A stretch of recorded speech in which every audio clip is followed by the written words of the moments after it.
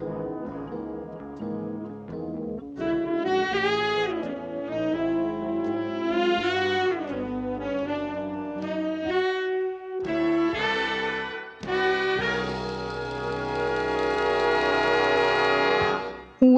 to SteeleWatching, which is a podcast for Remington Steele fans. My name is Sara, and I am on summer vacation. Although when this airs, I'll be almost done it. But hey, whatever. And you are? And I'm Eric, and I don't get vacations because I work all the time. Yeah. So one of those overpaid teachers that people don't like all that much. Although, I gotta say, our provincial government just shut down the legislature early, and they're not going back until October. So the next time somebody complains about my 2-month vacation, I'm going to point out that the government went on vacation for 5 months, and apparently that's totally fine. So yeah. So yeah. Anyway, that's not okay. Not relevant. So let's go ahead and get started, eh? Yeah. Ooh, that sounded Canadian. That was good. That was a good A. Alrighty. Well, I put the I guess I should say we're gonna be wow, off to a great start. Today we're gonna be talking about season 3, episode 2, Lofty Steele. And this episode first aired on October 2nd, 1984, and it was written by Brad Kern and directed by Bert Brinkerhoff. And those are both names I recognize, although I can't recall the last episode Brad Kern wrote. I do recognize it, so I know that we've talked about him before, so there's that. And hey, before we get into the episode, sure. We did receive a message from Laura Z, and it has to do with the fact that I didn't shut my window, and there's an airplane flying around outside. Anyway, she had sent us her top 5 for season 2, and unfortunately, she sent it to me via Facebook Messenger, and anybody who's used Facebook Messenger for any length of time knows that they hide things from you from that come from people that you're not actually connected with yet. And so it was sitting there and I missed it. So here is Laura Z's top 5. And she didn't provide any kind of commentary or anything with it. So I don't have anything to give other than her listing. And her number 5 was Steel Framed. Her number 4 was High Flying Steel. Number 3 was Hounded Steel. Her number 2 was Red Holt Steel. And number 1, Love Among the Steel. All of which were popular episodes, popular choices by people. So, yeah. Yeah. So okay, I'm done. Thank you to Laura Z, or as we say in the Great White North, Laura Z. Just had to do it. I'm sorry. Okay, fine, whatever. Hey, you mispronounce it the way you want. I'll mispronounce it the way I want. You said A really well, so I just thought I'd continue with that. All right. So, okay. For this episode, I wrote down both the TV guide synopsis and the DVD liner notes, and I did this because they are so differently written that it's weird because it feels like they're almost describing 2 different episodes just by using different wording. So the TV guide synopsis said, when Laura refuses to believe a ruse to get out of her apartment for a while, she is drugged and kidnapped so her loft can be searched for something hidden in the walls. The DVD liner note says, a shady building manager tries to convince Laura to move out of her apartment just as she's on the verge of uncovering a corporate embezzlement plot. The only thing those 2 descriptions have in common... Minor issue with that one. Yeah, same, because I don't think he's trying to get her to move out. They just want her out of there for a couple of days. No. And it's not even the manager himself. It's the property owners, the management company, and some former employee who took the fall for him on something. So, yeah. So the manager is just a jerk. He is just a jerk.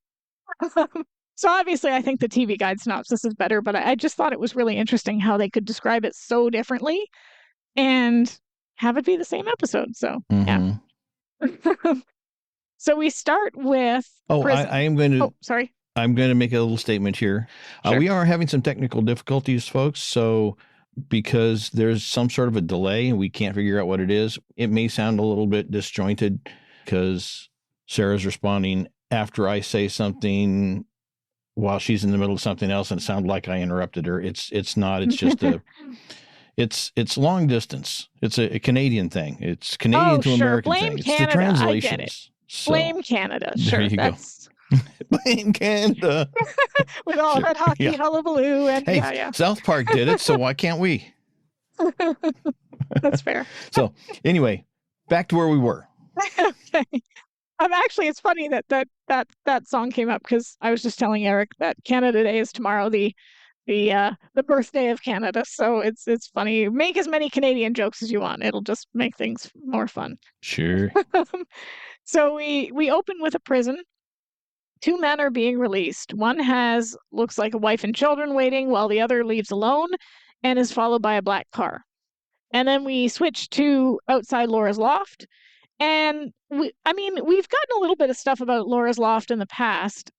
And obviously, we got Red Holt Steele being the episode that introduced her loft. And it's interesting because this is the second episode of season 3. And she got her loft in the second episode of season 2. So this is kind of a neat little bookend with the way that they did decide to schedule the episodes. But we get to see a little bit more about the neighborhood and the people that live in the loft. And I like that element of it. There's some questions that I have later on about the loft. What a neighborhood. Yeah, it's a neighborhood, all right. My gosh, right? Like, you've got a woman riding by on a bike with a boombox on the handlebars, which does not seem safe. A mime performing in the street, which I know that mimes, like, creep some people out, but I personally think that a mime is a terrible thing to waste. So I'm good with it. And I was going to say, I'll pause here for the groan, because that's my dad joke. Oh, sorry. I apologize. Sure you do. Yeah, I'm not sorry. While people watch the mime, we see the same man from the prison sneak inside the building. He turns the wrong way once inside and runs into a plant. Confused and disoriented, he eventually finds a set of stairs. Next, we see the rabbit driving down the street, and it goes around the building and parks. And it's interesting because, I don't think that this building has a parking lot. It seems like Laura just kind of parks it around the back of the building. But I got to wonder where everybody else in the building parks, because there's not really... Did you see a lot? No, I think it's street parking. But can I throw out a couple of things here that I've observed up to this point?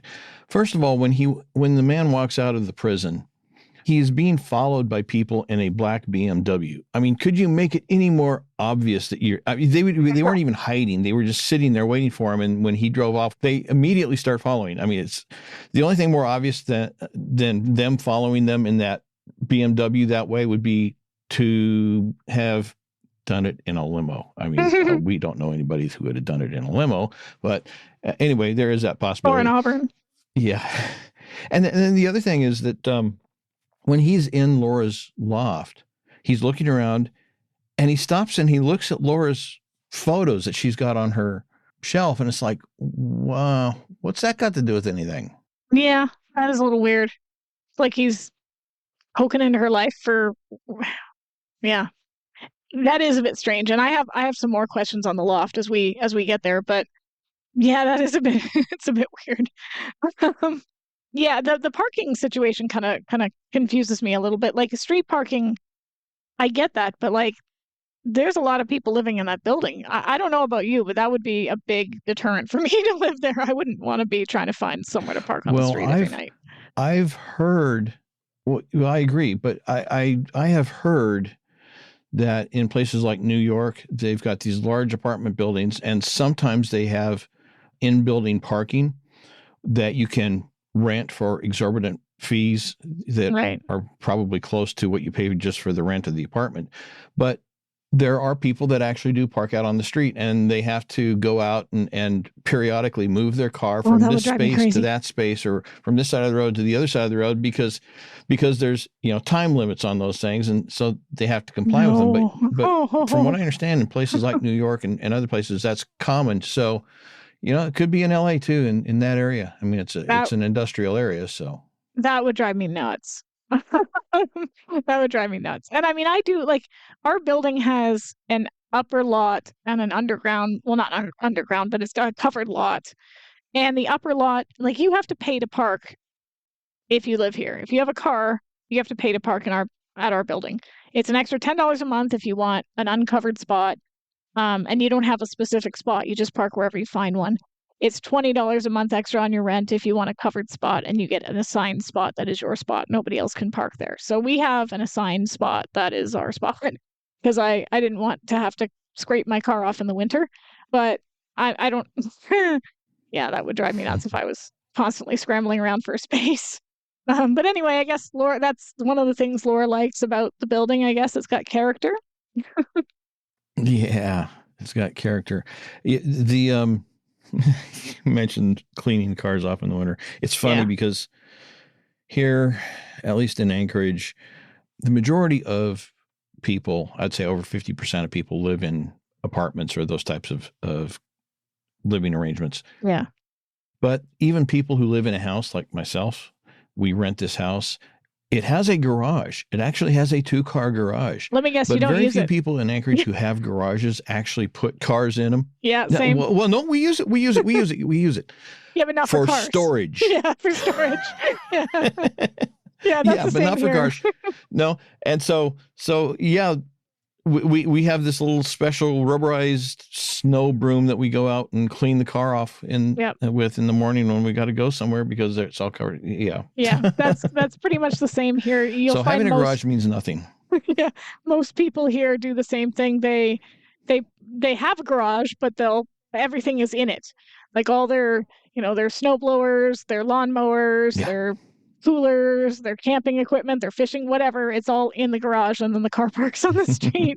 But yeah, I didn't want to deal with scraping my car off. So anyway, Laura, she parks around the side of the building, and she greets one of her neighbors, a Mr. Putnam. He says hi back, but she has to remind him of her name. So obviously, even though she knows some of her neighbors, they're not all super aware of her. And meanwhile, in her loft, as you pointed out, Eric, the man is poking around. He's picking up pictures. He looks at a picture of Laura and her mother, studies it for a moment, and puts it down, which is weird. She gets to the door of the loft, and then she encounters the mime, who pretends to give her a flower.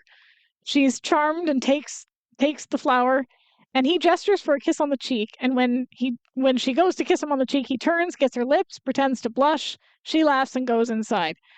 I would be super grossed out by this, personally. Yeah. But she's apparently fine with it, so, that would have not impressed me very much at all.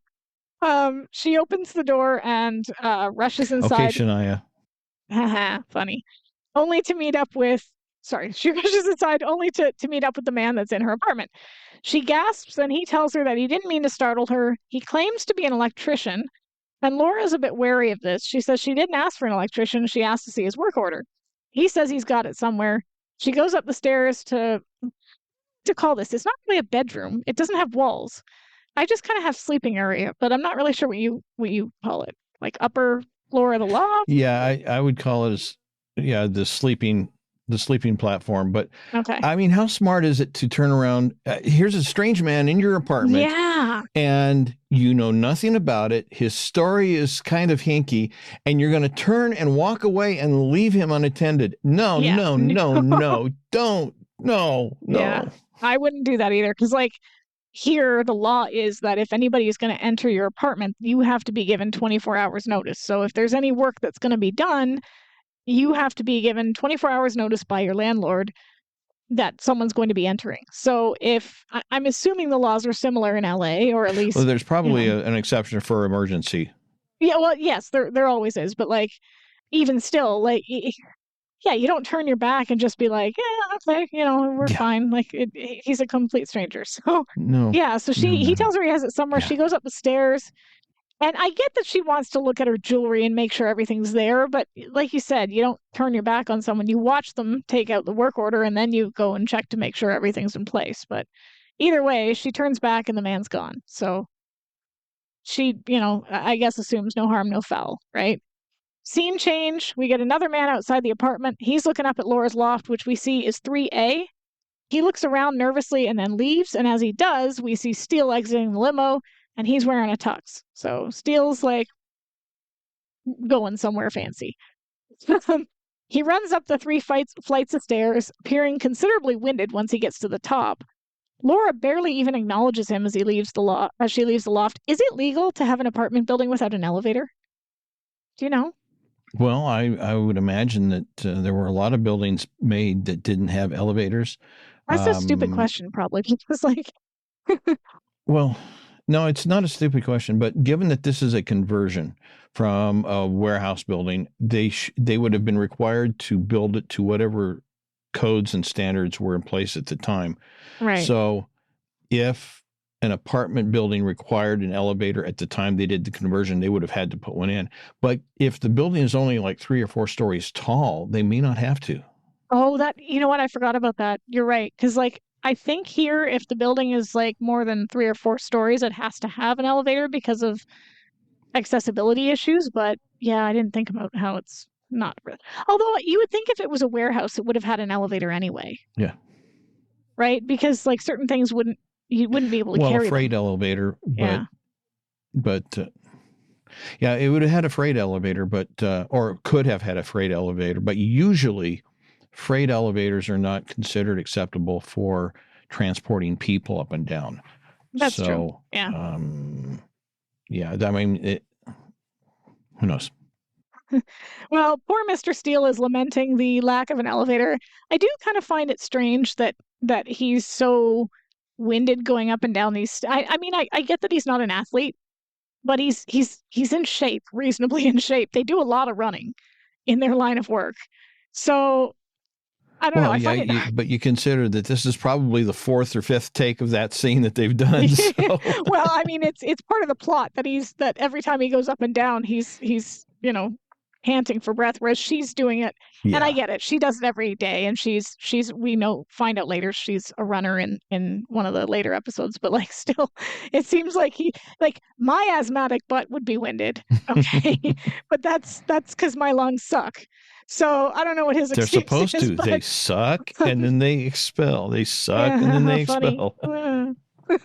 Of all the things that I could be bad at, breathing should not be one of them. And yet here I am. So yeah. Anyway, he suggests that instead of attending this Help the Whales fundraiser, they raise money to put an elevator in her building. She points out that helping the whales is a worthy cause as she opens the door to go down the stairs. She tells him the media attention will do the agency good, rushes down the stairs. Steele comments on how she seems gripped with passion, and she tells him that she has a bone to pick with her building manager. She knocks on the door, and a voice tells her the door is open. And inside, we see a man playing with robots of varying shapes and sizes. This building manager is an interesting dude because he doesn't seem to have any interest whatsoever in actually managing his building. So, not entirely sure how he got the job. So but, basically, he's like about every other apartment manager in the world. Well, I don't know. Ours are really good. Like they're on top of it. Like something breaks, they fix it. Like. Maybe we got lucky, but yeah, I would not like having this dude as my building manager. So yeah, he's got all these robots, I guess, and Steele. This is an odd choice. Like I get that it comes into play later in terms of the last like sequence, but I don't know. It just seems like a weird thing to have the building manager be really into robots. Mm-hmm. Yeah, it is. But I mean, people are into weird things. That's true. And I do like the fact that Steele makes a Star Wars reference, which is a rather newish reference for Steele. Yeah. I mean, usually he doesn't go quite that recent. He goes back much farther in time. And I do like the fact that they changed it from the original script because the original reference was to, what is this, a local branch of Toys R Us? Who knows Toys R Us anymore? I mean, they're gone. They've been gone for years. So, they're not gone. Star Wars will be around forever. I mean, Disney will kill it, but it'll still be here. Toys R Us is still here in Canada. They didn't go bankrupt here, so we still have Toys R Us. Yeah, lucky you. Neener. But no, I do appreciate. I wonder if the Star Wars reference had to do more with the fact that if they make a Toys R Us reference, it almost sounds like product placement or an ad. right? As opposed to Star Wars, which is more on brand for Steele anyway, to mention a movie. Yeah, that could be. And not like they're sort of like advertising a company, right? But either way, yeah, he mentions Star Wars. He says it looks like a prop room for Star Wars, and Laura tells him that her manager is into robotic art. He then tells them to watch out as a flaming arrow shoots out of one of the robots. That seems like a, I don't know, fire hazard in an apartment building. And considering what happens later, he might want to pay attention to those fire and if a tenant was doing something like that, right? Yeah, if a tenant was doing something like that, the manager would be all over them. Absolutely. And kicking them out. But no, he can do it because he's the manager, you know. Yeah. So yeah, they get there. Steele retrieves it. Mr. Thomas, that's his name, asks her if her toilet is backed up again. Laura says it's a bit more serious than that, and he sarcastically says everything is serious with her, adding that nobody else ever bothers him with their piddly problems.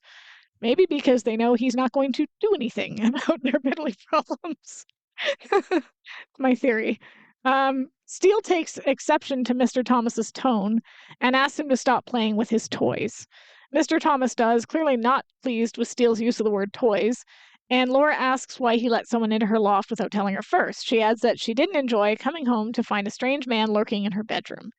Steele is surprised by this, and Laura adds that he said he was an electrician. Mr. Thomas claims not to know anything about it and tells her to ask the management company, adding that maybe they sent him. I find it hard to believe a building manager would not know about something like that.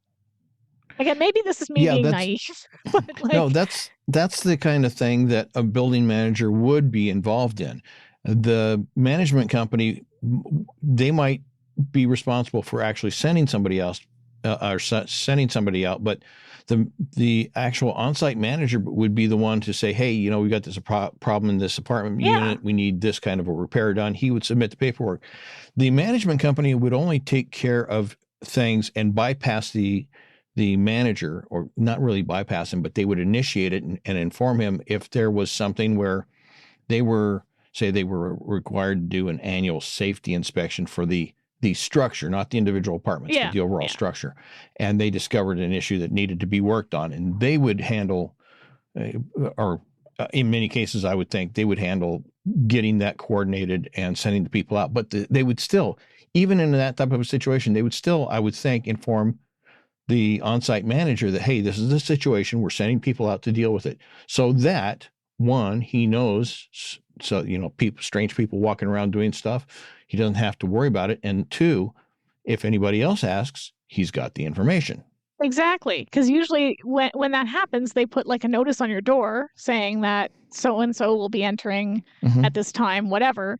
The building manager will be the one to put those notices up, even if it comes from the management company, as you said. So it just seems a little bit like this guy. I mean, obviously, we're supposed to see that this guy's kind of incompetent as a building manager, but like, yeah, he just kind of says, maybe, you know, find out, ask the management company. So, yeah. He then gets his robot to pinch Laura's butt, which obviously does not impress her. So, yeah, not only is he incompetent at his job, but he's, you know, he's cool with sexually harassing his tenants, which is awesome. And I say that extremely sarcastically. No, he didn't do it. The robot did it. Yeah, it wasn't me. It was my robot Blinky. Like, that's not a good defense. So yeah, she goes back up the stairs and she says she wants to try to get in touch with the management company before they close. Steele asked if the man took anything or hurt her in any way, and she says no, but she wants to get to the bottom of this. Steele stops on the stairs, saying that they are taking their toll and he won't be able to stay awake through the shrimp cocktail. Laura is exasperated. She points out all he needs to do is show up, say a few words, show his pearly whites, and pretend he's interested. He protests that he doesn't know anything about whales and wonders what he will talk about. Laura tells him to start with the sanctity of all living things. Oh, sorry. Oh, no, I was going to say it's the sanctity of all living things and work your way up to blubber. Yeah. Laura did exactly the same thing back in Steele Flying High, where she shanghaied him, with the eagles, set him up to have to go make the speech about the bald eagles that he knew absolutely nothing about. Yeah. And it's not like, I mean, nowadays, if you were asked to do a speech about some sort of cause, you could just Google it and, you know, make some notes and wing it. But he would have to actually do research at a library probably. So, you know, that's too much legwork for him. So he's probably just going to completely bull crap his way through it. So yeah, started at the sanctity of all living things and work their way up to blubber, which is kind of funny. So we get a scene change. Laura is okay. This dress, I got to start with the dress. Before I do anything else, I have to start by talking about this dress. That's terrible. Okay, I love this dress. I actually love this dress. I'm aware that it looks like a giant bruise. It looks like something out of a Pat Benatar music video or like something post-apocalyptic. I think maybe it feels out of place because it's not Laura's normal style. She doesn't normally go for something that would be considered sort of. And it's funny because this type of style was considered trendy, right? This outfit she's wearing is like Cyndi Lauper, Madonna-esque. I'm sorry. No, I don't care who's wearing it. I don't care who's wearing it. It's hideous. I mean, but I'm just saying, like, in terms of like the popular zeitgeist of fashion, this was actually considered quite trendy, right? And whether or not you like it is totally subjective. I do, but okay, fine. It's not Laura's normal style. She normally would not attend a gala in something that's more, ironically, more her age, because something like this would be usually something you'd see 20-somethings going clubbing in or partying in. Like it's more of a party dress, and Laura usually wears more sort of proof that 20-somethings have no taste. I still like the dress, but anyway, Laura usually wears stuff that's more kind of like, I wouldn't say older, but looks more mature, I think. And this dress doesn't. This dress looks young, and so it's kind of odd to see her in it. Although I personally like it, even though I know Eric doesn't. He's made that opinion very clear, but I think it's cute. So yeah, she's in this dress.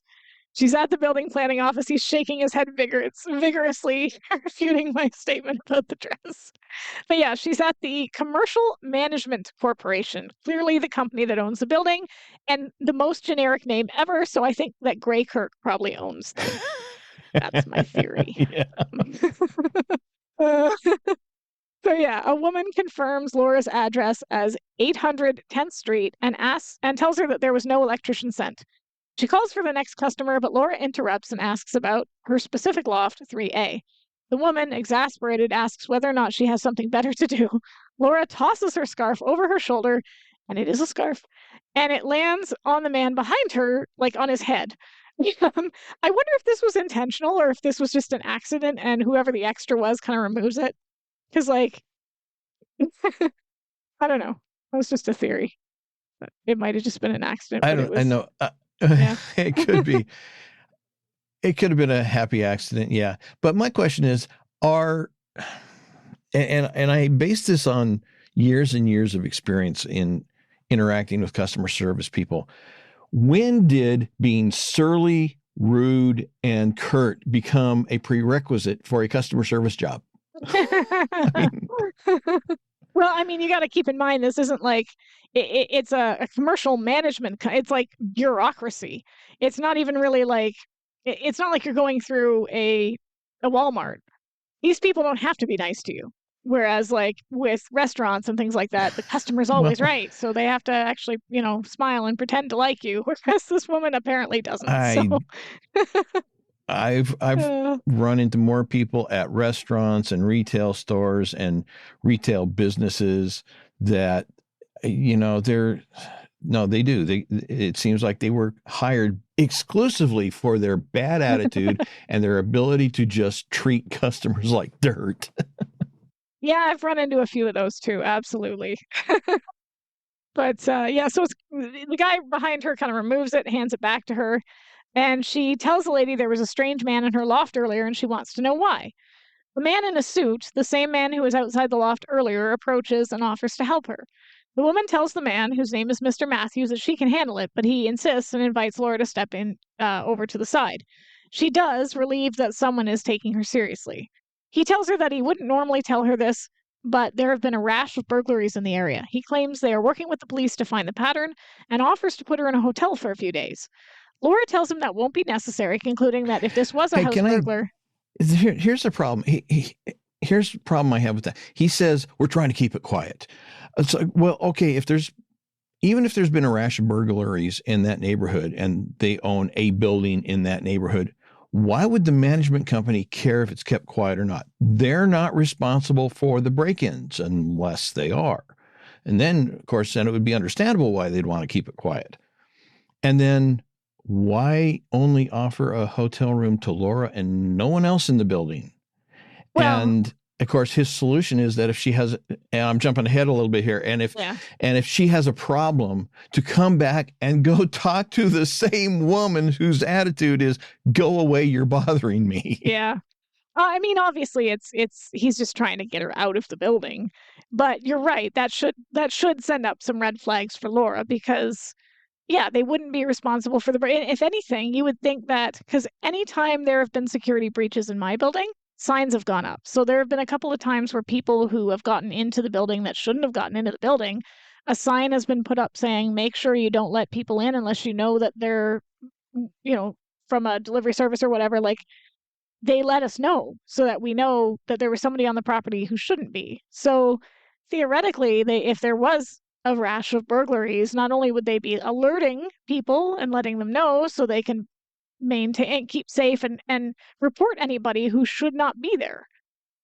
Like, if you see somebody on the property, call this number, whatever that happens to be. But yeah, obviously this was to get Laura out of there because they want to search her loft. And she basically concludes, and I think at this point, her conclusion would probably be the same conclusion I would have, that if it was a house burglar, she probably scared him off. He likely wouldn't come back, right? So, as you said, he tells her that if she changes her mind, to let the woman whose name is Miss Livermore, which I gotta say, in terms of naming their characters, this sour-faced woman, my parents used to own a restaurant, and the senior citizens that came into the restaurant, they loved their liver and onions. I hated liver and onions. Especially the smell. Like, cooking it, cleaning the grill was always a nightmare because stuff would get stuck to the grill. It was just awful. So liver to me is associated with like sour old people, which is probably not the best association, but name is Miss Livermore, so that just to me feels right. She gives her a sour look as Laura leaves. So I do like the name of this woman. So then we get a scene change. And we're in a classroom of what looks to be a private school. We see Mr. Matthews approach a man who's sitting in front of a child's picture, lamenting that despite the money he pays for his daughter to attend the school, she can't draw a straight line and doesn't know what 2 and 2 are, adding that she's pretty, so maybe she will marry rich. Isn't this harsh? Ouch. Isn't that a bit harsh? That's really harsh. Yeah. Yes. Yeah. I mean, do we even know how old this child is? I mean, like, ouch. Preschool? Yeah, right? Like, you don't need to be Picasso at this age, so, he's not a nice man. That's, I guess, how we know this. He asked Matthews if he followed Cosgrove, so Cosgrove was obviously the man who got out of prison. Matthews tells the other man that he followed him straight from the prison and that he went back to the building on 10th Street. The man asks if that's where he hid the papers, and Matthews says it looks that way, but that he didn't find them as he wasn't aware the building had been converted into lofts. The teacher approaches the other man, who we learn as Mr. Dixon, and thanks him for his generous donation. She says it's wonderful to have a working Xerox machine. Oh, yeah. Just speaking from personal experience with things like photocopiers that never work. I know working a photocopier is different from a Xerox machine, but they're in the same ballpark. And yeah, photocopiers almost never work when you need them to. Ever. So yeah, a photocopier that does what it's supposed to do, worth its weight in gold. He says that education is always a solid investment. Thanks her for all the hard work she's doing with Courtney. He calls for his wife and introduces the teacher, who goes over to speak to her. Dixon turns back to Matthews and tells him that he has the blueprints to the building and to get the jump on Cosgrove. He says he already did that, points out that the tenant is Laura and that she works for Remington Steele Investigations and has already been asking questions. Dixon tells him that he has waited for over 2.5 years to find the papers and the threat is implied. Matthews nods and he leaves.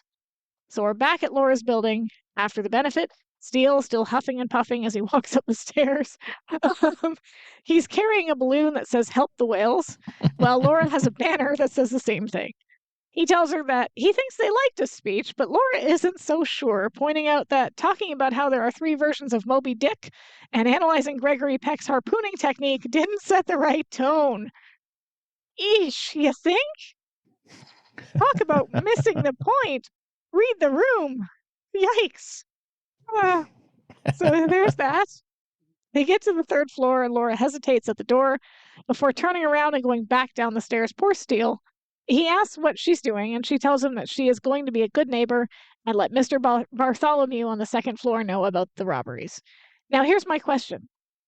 Her apartment is 3A. She goes directly down the stairs. Shouldn't he be 2A, not 2B? Because his door says 2B. To be or not to be. Yeah.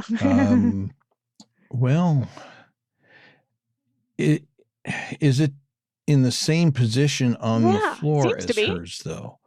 Because I'm trying to look and see, and I can't really make out if it is or not. So, yeah, I mean, okay, Steele comes up the stairs. He comes into door 3, and no, I don't think it's the same. Same okay. position. Well, I have might no be. spatial awareness. So. It's it's hard to tell sometimes when they do these things, and then also you got to keep in mind that when people are numbering things like apartments and such as that, they don't always do it in the same way that you or I or any rational person would do it. That's fair. I mean, I've seen numbering systems. Crazy. I mean, we've got even streets. In most places, the streets are laid out in such a way that the odd numbers are on one side of the street, the even numbers are on the other side of the street. And they're consistent in that. And there's reasons for that. But I can take you to places in town here in Anchorage where the numbers are on the wrong side of the street. There's one street where it switches halfway down the street from one side to the other and then switches back. It's like, oh. So I think trying to make sense out of numbering systems like this is maybe a futile effort. Fair enough. That actually makes me think of the university that I went to. I went to Brock University in St. Catharines, Ontario, which is basically just right outside Niagara Falls. And it's a sort of mid-level university. It's not really that big. And aside from like a couple of buildings across the street, you can get mostly everywhere in the university without going outside. There's one particular area in the university, one building complex called Mackenzie Chown that was sort of built for seminar rooms. And the running joke when you attend Brock is that if you're not really a student until you get lost in the Mac Chown complex, because the floor, like the numbers of the floor, like the room numbers and whatnot, they're like the halls are alphabetical, but they don't go in order. So it's like A, B, J, D, E, and you're like, wait, what? How did you go from A to B to J? Like, this is a university. You should be able to know the alphabet. Like, so yeah, I see what you're saying, and that's fair. So yeah, she goes down. She tells Steele that he's a writer, and it's really funny that he's.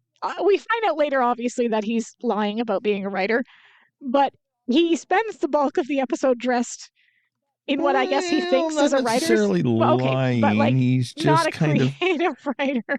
He's redefining it. Yeah. But he spends the bulk of the episode dressed in. Well, he's an accountant. He may be a very creative writer. Yeah. He spends the bulk of the episode dressed in, I guess, what he assumes is what writers would wear. But he looks like a painter. Like he's got his little hat. They say that the most creative writing in Hollywood takes place in the accounting department.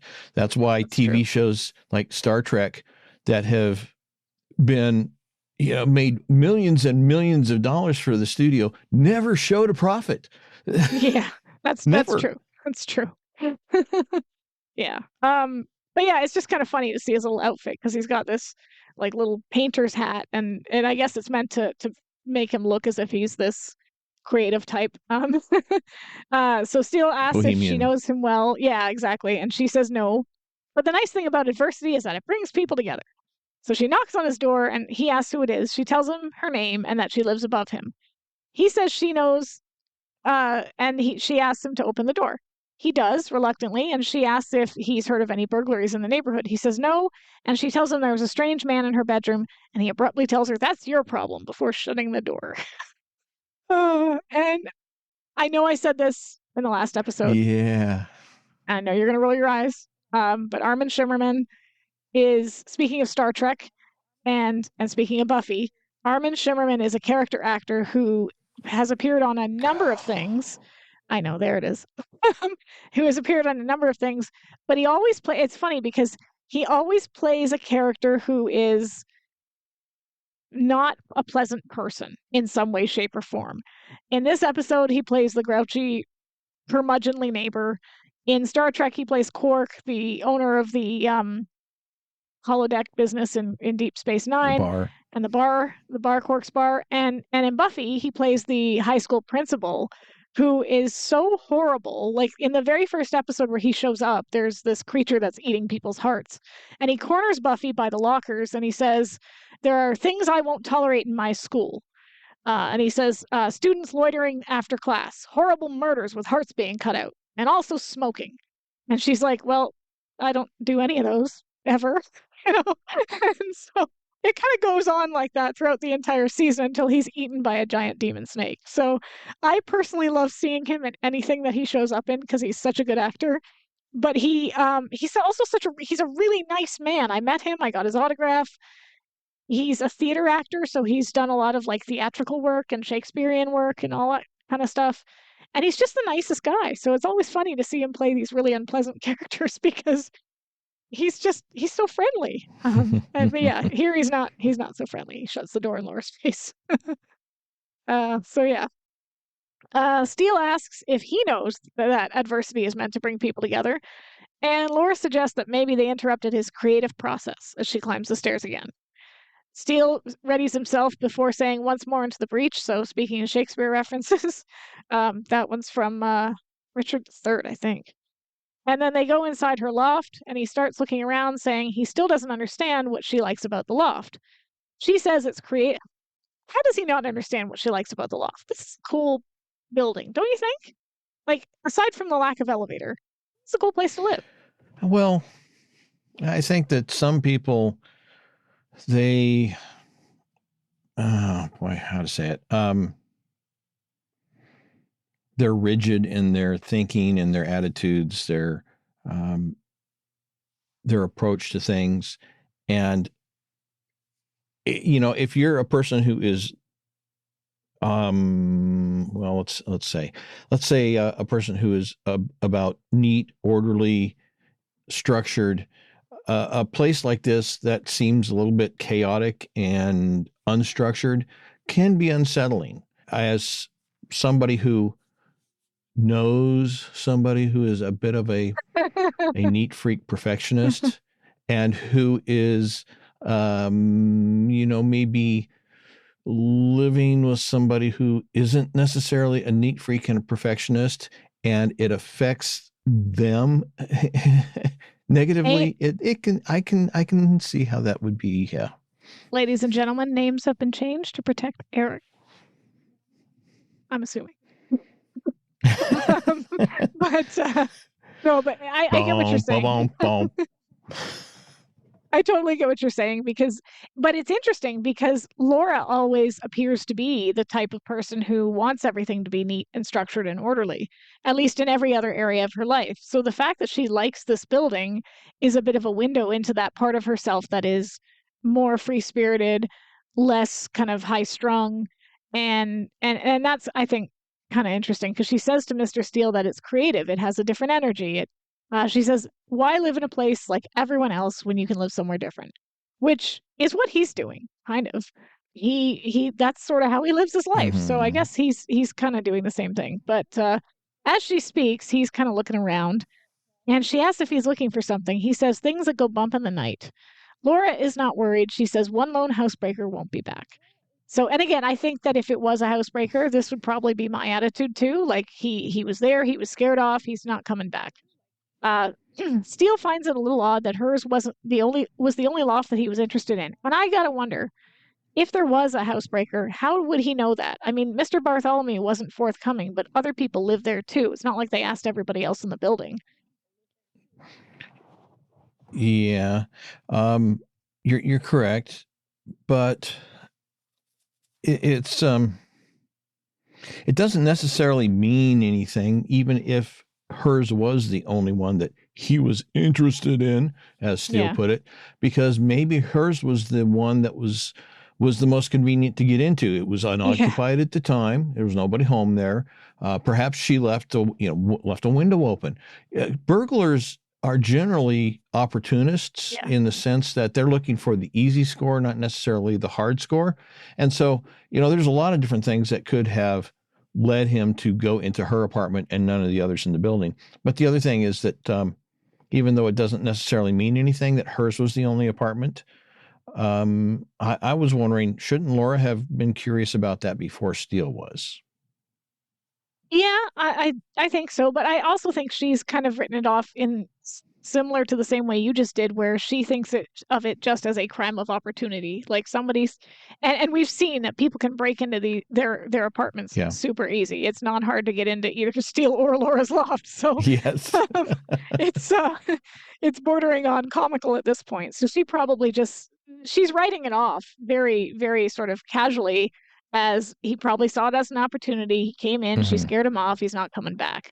Steele is taking it. And it's funny because she did sort of take it seriously in that she went down to the management corporation and asked all those questions, but at the same time doesn't seem worried that this person's going to come back. Whereas Steele is kind of, and I have to wonder if this on Steele's part is a bit of an angle, because he does suggest that he stay the night purely platonically. I can talk. And exactly. So yeah, he does suggest that he stay the night to kind of like, I guess, protect her or whatever. She's not really that worried. So do you think that's an angle? Like, do you think or do you think he's genuinely worried that something's going to happen? I don't think he would necessarily.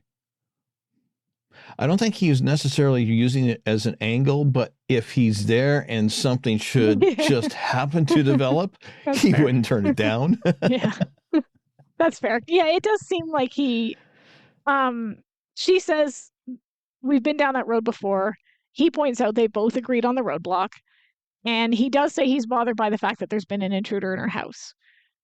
I definitely can see him being bothered by that. And I can see him being bothered by the fact that because they've put the roadblock in place, he doesn't necessarily have any leverage in sticking around. Like if they were in a relationship, he could make the argument that I should stay here just in case, and it would, I guess, make a little more sense. But because they're no longer together, there's a bit of a distance that I think that he's not comfortable with. So yeah, she tells him that he's been through the place with a fine-tooth comb, tells him that she can take care of herself. She goes to the door with his coat in a clear indication that he should leave. And resigned, he kind of tells her she's a difficult woman, adding that's part of her charm. He gives him like a sort of platonic kiss, and he leaves. So yeah, she closes the door, locks it, pulls off her what appear to be clip-on earrings, because you can't just tug off regular earrings like that. And as she does this, a man approaches from behind. So obviously he didn't go over this place with this fine-tooth comb, or he would have seen the man in the... Well, that's my question. That's my question, because it seems like he comes at her from basically, right where the door had been when... before she slid it closed, or off to the one side. And this is an open floor plan loft. There's not, with the exception of maybe a bathroom area, there's no walls in any of this. So where was he hiding? That's, as you say, Steele must not have looked very well. He must have had his hands over his eyes. Yeah, Yeah, that's literally in my notes. Like, Crazy. where was this man hiding? How did Steele not see him? So yeah, he puts a cloth with chloroform over her mouth. She struggles and then passes out on the chair. So then we get the office the next day. It's 9:45. She's still not there. Mildred hangs up the phone, telling Steele there's still no answer. He's worried and says he's going over to Laura's. Mildred tries to come with him, but he tells her to stay there and man the phones in case she calls in. The scene shifts to a place called New Horizons Hospital, where Laura is in what looks to be maximum security room. Again, this is one of those things where I've got problems with this room though, because we see that first of all, the bed's not even bolted to the floor. I can't imagine that in a real mental facility, particularly if this is supposed to be the high security section of it, that they would have something like that just loose and hanging around that anybody could move or use in some way that was, unanticipated. So it would be bolted to the floor. And then second of all, what suspended ceiling tile panel things? The kind of thing that would allow an escape route if somebody took that bed that wasn't bolted to the floor and leaned it up against the wall and used it to climb. I mean, there's so much wrong for this. And ventilation ducts large enough for a person to crawl through. I mean, none of this seems like a good idea in a supposed mental institution. It makes me think that the person who designed it was mental. You're probably right. And I agree with all of that. But also, who admitted her?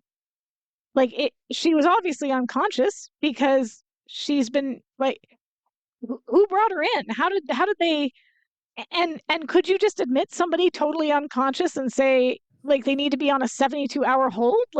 Well, if depending on I mean, we see that she was gassed, I'll say, chloroformed. Yeah. We don't know what else might have been administered to her, so that when she became conscious again, she could have been behaving as an alcoholic or as a person who is being affected by drugs. So we really don't know what her behavior was. I would presume that it was the police who brought her in. Somebody arranged for her to be found by the police, or called and reported her as, hey, there's this crazy woman. She must be drugged out, or alcohol, fits or whatever. And then the cops would come and see her behavior and say, well, this lady's nuts. Yeah, she's definitely, especially if she was administered something that was a psychotic, she would be, who knows what she would be hollering and hallucinating. So, I can see where the cops would put her in as a 72-hour hold. Yeah. Okay. Yeah, that's fair. I figured you were going to say that they put her in there on a 72-hour hold because of the dress she was wearing. So yeah, that makes more sense. But yeah, so. Well, that might make sense too. She's, as you said, in the worst maximum security room ever. And we see a psychiatrist with a bunch of students outside the door telling them that Laura is suffering from the after effects of extreme intoxication. They are placing her on a 72-hour hold, and if they can help her cope with her inner torment, so much better. Laura, meanwhile, is screaming that they drugged her and put her in there. He smiles patronizingly, and they walk away, leaving her locked up in the room. So she's obviously not impressed. She watches them go, turns around, looking at her surroundings before she flops down on the bed. It's then that she notices, like you said, the strategically placed air vent in the room. She looks outside the room and sees the nurse walking away. When the coast is clear, she flips the mattress off the bed and lifts the bed up vertically because, of course, why wouldn't you be able to lift your bed up in a maximum security room? And, meanwhile, the nurse is making the rounds with the meds. As they do, she climbs to the top of the bed, opens the vent above her, and like in Die Hard, kind of crawls into the vents. So the nurse and the orderly, who is a very tall man, they go from door to door, getting closer and closer. She starts to crawl through. When she's right above the man, she sneezes, and he hears it, looks around, kind of confused. She moves forward again till she's directly over the desk outside the room. The doctor walks by with the student still pontificating about how people are crying for care and respect. And once gone, she opens the vent, drops down, and hides behind the desk while she gets a phone and calls the office. So, yeah, I agree. It is silly that she was able to get out so easily, but hey. And you know what would have been really funny? If she had been put in there with a roommate and it was the Yoo-hoo woman. Yoo-hoo. I would have enjoyed that. Oh, It'd be a nice little callback. She'd be like, oh no, not you again. So we've got Mildred who answers the phone, and Laura tries to tell her she's being held prisoner at New Horizons Hospital, but Mildred can't hear her. As the nurse and the orderly get closer to her room, Laura hides further under the desk and tries again. Mildred asks her to place the call again, still unable to hear her. When they open the door and find Laura gone, she knows it's now or never. She jumps up and loudly says into the phone that she's being held prisoner at New Horizons Hospital. The nurse and orderly turn to see her and come after her. She shoves a bed in their way. Doesn't work. Another man appears. They grab her, and Mildred can hear the struggling on the other end. Here's my question. So you've got Mildred. She tries to call Mr. Steele. She gives up after a few rings. He doesn't, wouldn't you normally wait to see either if he answers or if there's a machine? Like, she just hangs up the phone, which I found a little odd. yeah. Yeah. She knew that Steele was headed over there, and I would have certainly have thought that she would have let it ring like 7, 8, 9, 10 times before she hung up, and maybe waited a couple of minutes and then tried again. Or, I mean, it wouldn't hurt anything to let it ring. It's not, well, now wait a second. I seem to recall, and I could be wrong on this, but I do seem to recall that with some phone systems, after so many rings, it would disconnect the call and give you a message that says that party is not answering or something like that. So it could have been that she knew that that was what she was up against, and so she hung up. But yeah, I mean, at least keep trying. Just, speed dial. Well, she didn't have speed dial back then, but just keep trying. Well, and also, did she call the limo, or did she call Laura's apartment? Because if she called Laura's apartment, you'd think Laura would have an answering machine of some sort, and that even if nobody answered, she could leave a message, hey, Mr. Steele, if you get this, I'm heading over to such and such a place, and that way he could meet her there. I guess if it's the limo phone, because there might not be a machine, but yeah. Well, also, if it was the limo phone, he could have just told their Fred for the day, hey, if the phone rings, answer it and take a message, and then Mildred could have left a message with the Fred for a day, and Fred for a day. There you go. The Daily Fred. Yeah, no, I agree with you on that. But either way, she gives up and she grabs her purse, trying to remember the name of the hospital. She gets it wrong, thinking Laura is at a place called Good Hope, and leaves. My other question, she eventually does find Laura, so I guess presumably we assume that she remembered the name of the hospital, or either that or went to a bunch. Or maybe if she got in a cab, I'm guessing she got in a cab, she could have started throwing out hospital names to the cab driver, and he's saying, I've never heard of that. I've never heard of that one. No, there is one, but that's 55 miles, up the highway. So that's probably not it. Oh yeah, that sounds like the right one. So, I mean, it could have just been process of elimination by guessing wrong. Yeah, fair enough.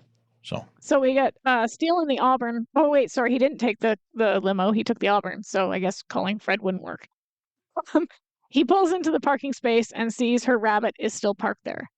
As he runs up the staircase, Mr. Bartholomew asks what is all the banging and hammering about, adding that he doesn't have to put up with this and he won't. Steele barely notices him as he races past. When he gets to her door, he sees the padlock on the outside is open. Hey! Did you read the original script? I did. I did. I don't remember. It was a while back, so you'll have to refresh my memory. But there was a great line in there. There was a great line in there. I'm trying to find it here real quick. But basically, when Bartholomew's complaining, he makes the comment that it sounds like a herd of mating elephants up there, or something to that effect. Oh wow! Oh yeah. All that pounding up there all morning sounds like an elephant in heat. That's oddly specific. Wow. Okay. It's a shame they cut that. That's good. I could also It's a great line though. Armin Shimmerman deliver that really well. So yeah. So yeah, he gets to the door, he sees the padlock on the outside is open, And he opens the door to two men, shove him as to him. As he opens the door, two men shove him to the ground and step over him and run down the stairs, knocking the still complaining Mr. Bartholomew and No, no, another no, no, woman no, over. no, no, no, no, no, no, no, I get that wrong? no. They did not step over him. They ran over the top of him. If you watch, they actually they use Pierce as a floor. Oh no! I guess I They didn't step on him. notice that. Ouch! Yes. Oh, poor guy. Yes. They step on him. Oh. I hope they only had to film that scene one time, because he would have had he would have had a sore chest after one time, Yeah. but if they had to do it multiple times, yeah, both of them plant 1 foot right smack dab in the center of his chest. He'd probably finish the day's filming with like a shoe print on his chest, from all the different. Yeah. And actually, it's funny because Yeah. it's funny now. It wasn't funny at the time, but you know how when your kid is little, you tell them not to run in front of a swing because if there's somebody on the swing, they could hit you in the head. Well, my daughter did that, and she got smacked in the face by a little girl on the swing. She got hit right in the face, knocked her right over, and she had a shoe print on her face for the rest of the day. So yeah, kids do stupid stuff. Sometimes they're warned, sometimes they're not. I remember an incident that somebody, I'm sure I know who this person was, had with a stapler. And you know how staplers work, right? There's a little plate on the bottom that's got grooves in it, and then the little prongs come down, and it forces the prongs to bend over because of it goes in those grooves, and the grooves force it. This person I know was playing around trying to figure out how the stapler bent the wire on the staples, and thought, well, it just must be resistance to the paper. And so they tried it with their thumb. Didn't work. Yeah. Ouch. Yeah, I think that was what was said at the time. Yes. Yeah. Well, probably with some swear words, but yeah. So yeah, he calls out for Laura when he gets no answer. And when he gets no answer, he races back down the stairs, knocking over poor Mr. Bartholomew again as he comes out of his apartment. Steele goes back to check on the woman who's sitting on the ground. She says she's okay. He goes after the man. He kind of just leaves Bartholomew. He runs down an alleyway after the man, and a car races around the corner. The men behind the wheel chase him down, and he escapes only by grabbing onto a ladder of a nearby fire escape while the men get away. So, yeah. Poor Mr. I do kind of feel sorry for Mr. Bartholomew. He's getting knocked around. I don't know. I think he kind of had it coming, but yeah, oh well. Probably. So we get a scene change, and we get the dun dun dun dun dun dun Mildred's little theme song as she storms into the hospital, in full IRS fraud squad Mildred Krebs persona, I guess. She confronts the nurse who's sitting there checking her makeup. She says, 10 hut. And then she says, are you or are you not supposed to be on alert at all times? The nurse attempts to make an excuse, but Mildred isn't having it. She tells her that she won't buy any of her lame excuses and to see her supervisor, and the nurse politely tries to ask her who she is. Not to be deterred, Mildred tells her that she's the last person she should be giving any lip to, and the nurse rushes off. I gotta say that Mildred seems to have gotten a lot better at this. She was really scared in I think it was Steel Framed when they made her go in and impersonate somebody from the courts, I think it was. Now she's just like right in there. Well, she did it really well the first time as well when they went into the bank. Yeah, she did. But yeah, the difference is that it's now become something that she's done probably a few times, and so she's not as tense and worried about getting caught in the ramifications of it. I don't think she necessarily did it any better or worse than any other time. It's just she's calmer with it now. She's more able to deal with it. It's become part of the job for her, as opposed to, oh, this is a terrible thing. Now it's, oh, this is cool. Yeah. Well, and I think too that she's probably seen from the times she's done it and the times that Laura and Steele have done something similar, that if you are confident enough in what you're saying, most people aren't going to question you. And even the nurse here starts to ask her who she is, Mhm. but when Mildred's like, I'm the last person you want to give any lip to, find your supervisor, she bolts, right? Now, it doesn't end up being entirely successful, I'm assuming, because when the nurse rushes off to find her supervisor, said supervisor probably wonders, okay, who is this lady? And that's when they come back. But Mildred grabs her keys and immediately begins checking rooms until she finds Laura strapped down to the bed and struggling. She runs in and unties her, asking Laura what she was drinking. They run out of the room only to come face to face with the nurse who went for enforcers. Laura tells her to run for it and again throws the bed at them. They trip over it and eventually have a table, a wheelchair, and other miscellaneous items thrown into their path by Mildred and Laura while they get away. So, quite the escape scene. Yeah. Meanwhile, back at the loft, Steele runs back in, out of breath.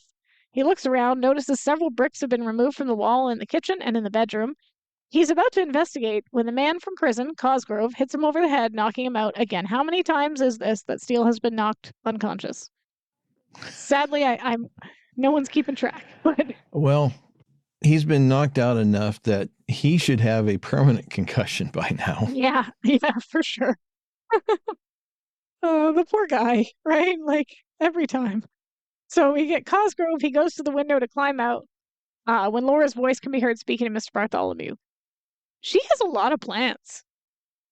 Like, a lot. I gotta know when she has time to water all of these plants. Yeah, but maybe they're all plastic. That's fair. Yeah, that could be. Yeah, she's telling him that she's had a rough night. He tells her it often is when you party all night. See, it's the dress. He's on crutches, likely from being knocked over. When he sees Mr. Steele on the floor, he makes a snide remark about her playmate and calls her a nighttime floozy and a daytime drunk. I do like this. I do. I don't know. I know I'm not supposed to like him, but I really like him. So yeah, she helps him to his fun. feet. He's not nice. Fun. But he's fun. Yeah, he's definitely fun. She helps him to his feet, and he's calling them both immoral and degenerate before he leaves. She checks his head for bumps. At this point, if she's checking his head for bumps, she better have them numbered in Sharpie. How do you know which one's new? Right? Like, he tells her she asks if he's all right. He tells her he is and asks if she was out all night. She starts to explain what happened when she notices the hole in the wall and asks what it was. Steele tells her that he was trying to figure that out when the lights went out. He goes to stand up and here's my issue. This is my main issue with this whole side plot with the loft. He grabs a hold of the stairs to the bedroom and slips as the stairs pull away, revealing a hole in the wood underneath. The stairs are on wheels, okay? He surmises that this was how the thief made his entrance. Yeah, and nobody's noticed it before? Yes! Okay, so first of all, she says she didn't know what that was there, and that someone knows her loft better than she does. Did they not? If the stairs are on wheels, the stairs would move all the time, okay? So, like, how did that never happen before? The stairs moved, and why didn't Laura know there was a hole in the loft? Not only that, when she first looked at the loft, there was no second level to it. So when she first looked at it, that was just one floor. So that second level must be something she put in herself, in which case she'd know there was a hole there, would she not? Well, I was wondering about that myself, and the conclusion I came to was that, well, when they were doing the renovations of the loft, maybe that was something they put in for some reason. I can't imagine why. I was having kind of the same thought about the brick walls there, because they're not structural walls. Yeah. They are more decorative than anything. Now, the brick wall, I could say, okay, well, maybe there was some piping and some other things there that they wanted to hide, and they wanted to make somewhat inaccessible so that they didn't get damaged and cause a problem. Okay, that I can understand. But the raised sleeping area, yeah, I mean, your analysis is probably more correct than mine, that Laura had it done, but I mean, the implication here is that she didn't have it done, so she didn't know about all this stuff. So maybe it was done by the the contractor has, it was part of the plans and the design of the And lofts to do that. the But stairs being on it wheels. seems weird. Like, if I find it very hard to believe she wouldn't know that hole was there if the stairs are on wheels. They would be moved around constantly. There's no way you could just not like that. There's no way that could be the first time those stairs have moved if they're on wheels. Like, it just, yeah, that's the only. And I haven't checked now that you mentioned that. Because I had thought about that, but I didn't give it anything more than a passing thought. But now that you're on to that, I have to wonder if at any time from the second season when she rented the apartment till now, if there were any earthquakes in LA, because if there had been an earthquake in LA, there you go, it would have moved. Yeah. Or when she ran up it in steel threads because she was shot on those stairs. Like, it. Yeah, I don't know. It just it seems like a very I'm going to hand wave it, but it was really the only major question I had about this episode was that there'd be no way for her to not know that was there. There was no second level when she first looked at the loft. And as you said, unless they put it in there, but if they put it in there, then why would they put like a tunnel to get in there? Like, that doesn't make any sense. So, yeah. But anyway, I guess we'll just hand wave that. Steele takes note of her tattered clothes and tells her that he's always admired her dress. See, Steele likes her dress, but that it's seen better days. She tells him that that's an astute observation and goes into the upper level, closing the curtain to change. He asks her to stay at his place at the risk of being misinterpreted, and she gives him a look that says that's not happening. He suggests Mildred's place as she continues to talk, saying she just wants to know what's going on and why there are holes in the walls and people breaking in. Is she being stubborn at this point by not going to Mildred's, do you think? Yes. So we got, okay. That's all I thought there was more that. coming. That's fair. I agree. There's part of me that agrees and part of me that disagrees, because I think it's obvious now that Steele there's no angle. He's fine with her going wherever it is as long as it's not at this loft. He just wants her to be safe. So when she says no to him, he says, fine, go to Mildred's, right? There's a part of me that thinks that I'm just stubborn enough that I would stay too, because I wouldn't want to be intimidated or like forced out of my place. And yeah, you're shaking your head at me, but given that they don't know who wants in or why, or how long they're going to be trying to get into her place, like, how long is she going to be at Mildred's for, right? Like, the idea being, okay, go to Mildred's for a couple days. Stubbornness is very, very closely related to stupidity. I think there's a quote similar to that later on in the in the show. I think there's an episode where that he says, a woman can be as stupidly macho as any man. Yeah. But but also, if you think about it, like, how long would she have to go for until they broke in and got what they wanted? Like, at some point, they've got to find out what's going on there. And I guess she figures the best way to do it is by staying put. Now, the smart thing to do would be to acknowledge that she does need some help and ask him to stay. Because at this point, I agree with you that it is stupid to try to do it by herself. I don't know that I would leave. I think I would just say, no, okay, but you can stay on the couch, because he's clearly demonstrated at this point he's just trying to help. But yeah, it is kind of stubborn for her to. As she says this, Mr. Bartholomew comes back into the apartment, followed by several other tenants. Why haven't they closed and locked the door at this point? They never do. They never do. He says the answer is clear enough and demands that she tell him what she does for a living.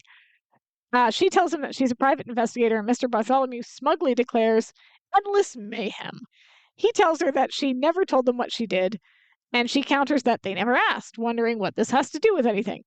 Mr. Bartholomew tells her to look around, adding that these goons broke Helga's arm, and he will probably never walk right again, all because they were chasing Sam Spade here down the stairs with machine guns. Were there machine guns? Because I don't remember machine guns. Were there? Talk about making mountains out of molehills. Yeah, no, I don't recall machine guns. No. But I guess maybe this does lend credence to the theory that he is creative because his recitation of the events just got more embellished. So, yeah. Um, Steele raises an eyebrow at the mention of machine guns, and Helga adds that they nearly pumped me full of lead. Mr. Bartholomew then reaches into his pocket and pulls out a piece of paper. He reads that they, the undersigned tenants of 800 10th Street, petitioned for the eviction of Laura Holt. Do you know if you could actually do this? Like, could a petition lead to somebody's eviction? I don't think that it has any legal merit.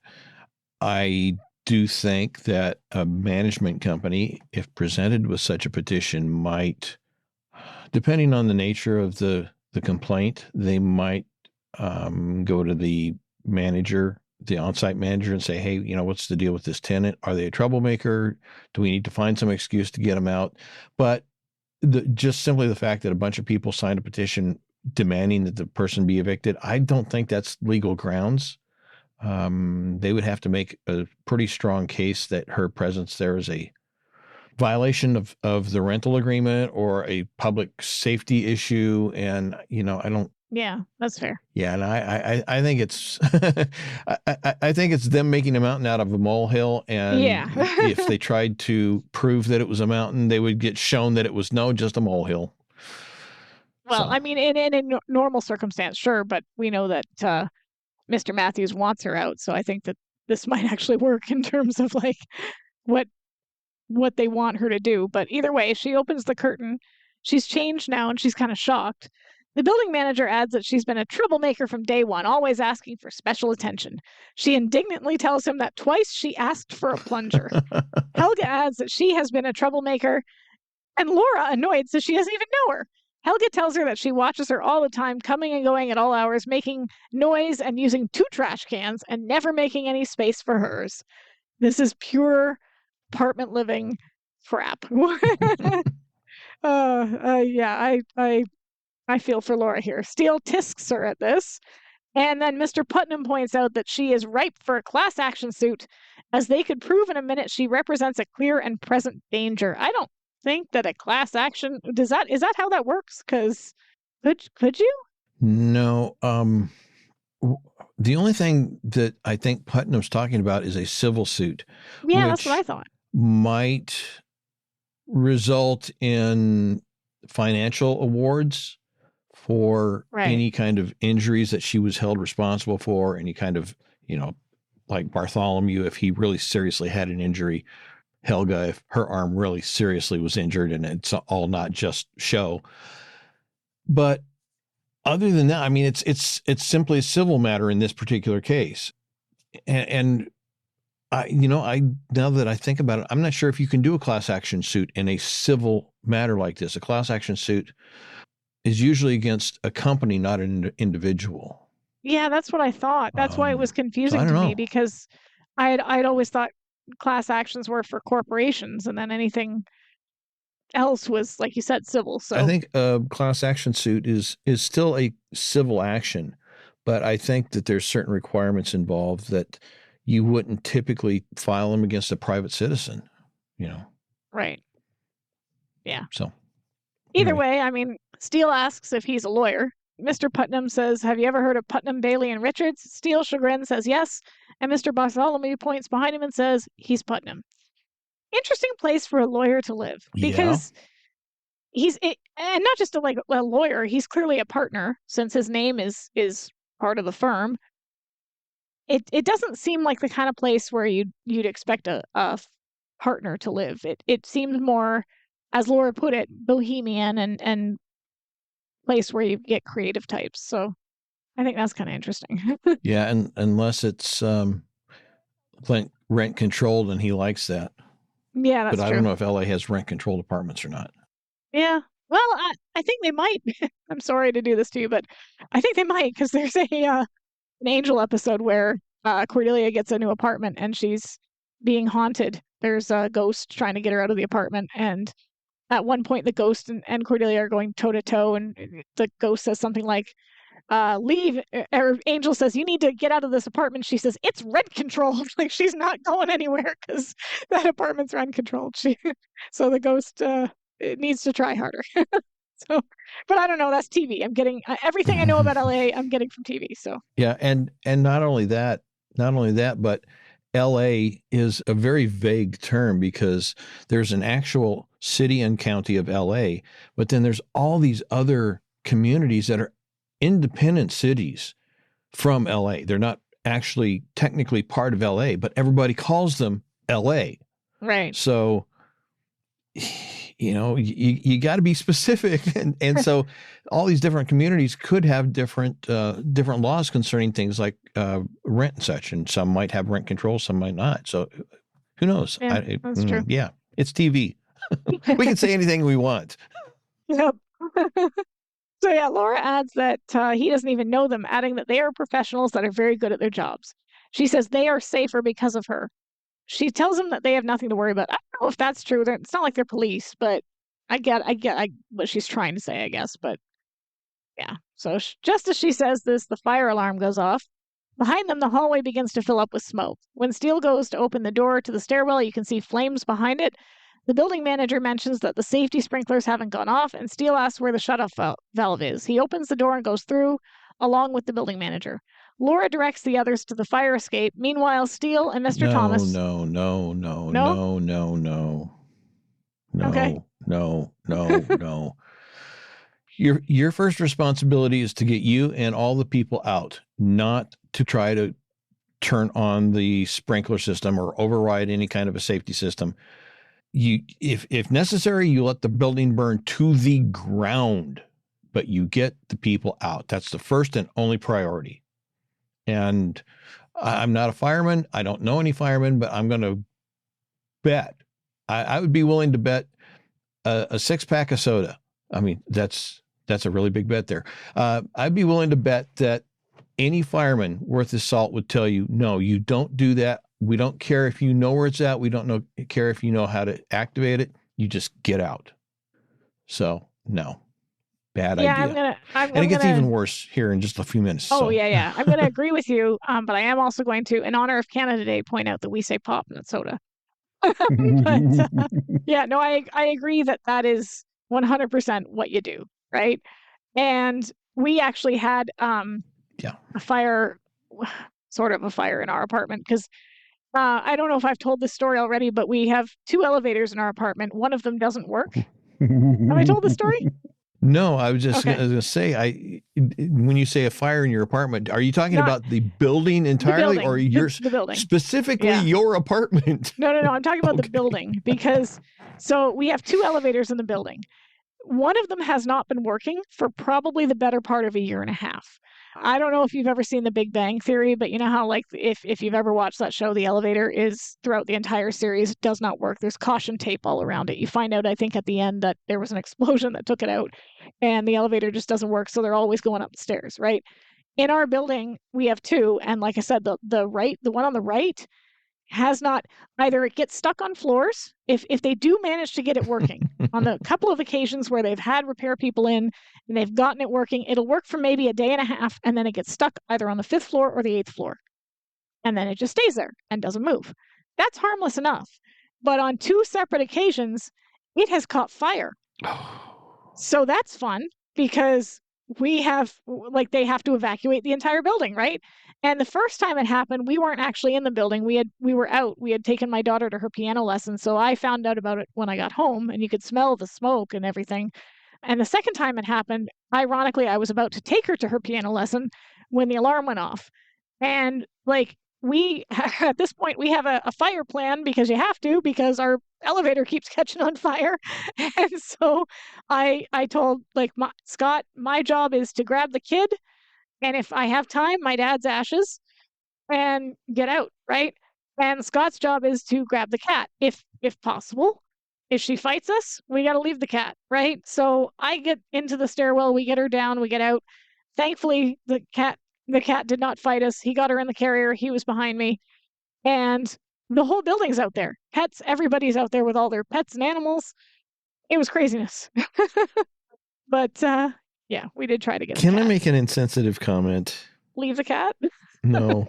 Oh, okay. Your father's ashes. He's already ashes. If he gets burned again, he's still going to be ashes.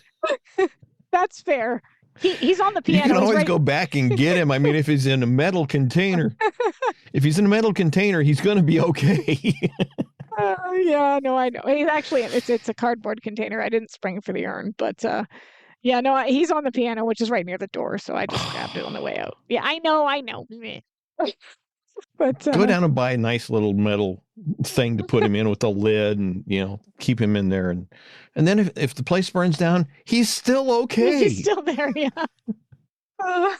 Yeah, no, we got out and it was fine, but like the elevator is back to not working now, and I think I heard our building manager say that they're going to get someone in to try to fix it again in a couple days, and I'm actually cringing. I want them to just leave it, because every time they try to do this, tries to catch on fire. So yeah, but I agree with you that the priority is to get out, right? Because I like I said, with Scott and I, we decided if the cat is nearby and you can get her in the carrier, do it. If not, if she's hiding under the bed or somewhere where it would be too much trouble to try to get her out, unfortunately, as much as I love the cat, we leave the cat, because kid more important in the grand scheme of things. Yeah. But yeah, so Steele does. What kind of shocked me was the fact that Mr. Thomas even attempted this, because I could see Steele trying to save Laura's building, as stupid as it might be. Mr. Thomas strikes me as a primary coward, and I can't see him putting himself at risk for anybody. He doesn't care about the building. He doesn't care about anybody there. He's got thousands of dollars invested in his robotic toys, and those he will save. That makes sense. Yeah.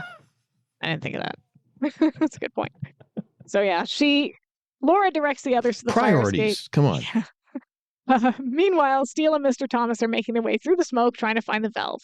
He kicks the door down. Mr. Thomas shows him where the valve is. He tells him it's too late, but Steele motions for him to run. He does, and Steele attempts to turn the valve, but it won't budge. Burning wood falls against the doorway, blocking his way out as he gets a lever and continues to try. Here's my question. Aside from this being as we've gone over, a really dumb thing to do, if what they need is in the loft, why burn it down? Get everybody out of the building. Yeah, but wouldn't that destroy the paper? And also, if it's documentation. Oh, yeah, it would destroy the documents. Well, yeah. I mean, if it's documentation, it's papers, it would destroy it. And so then they won't have to worry about it, because that's the problem, is they don't want it found. Well, if you burn the building and it's paper and the paper burns, and you're all good to go. That's true. I didn't think of that. I will say that I think that the reason that Steele is so determined to do something very stupid is because he doesn't want Laura to lose another home. I mean, when you think about it, this is the second episode of season 3, the second episode of season 2, her house blew up. And so this kind of feels very familiar ground here. And he likely feels that if he can prevent this from happening to her again, he's going to try.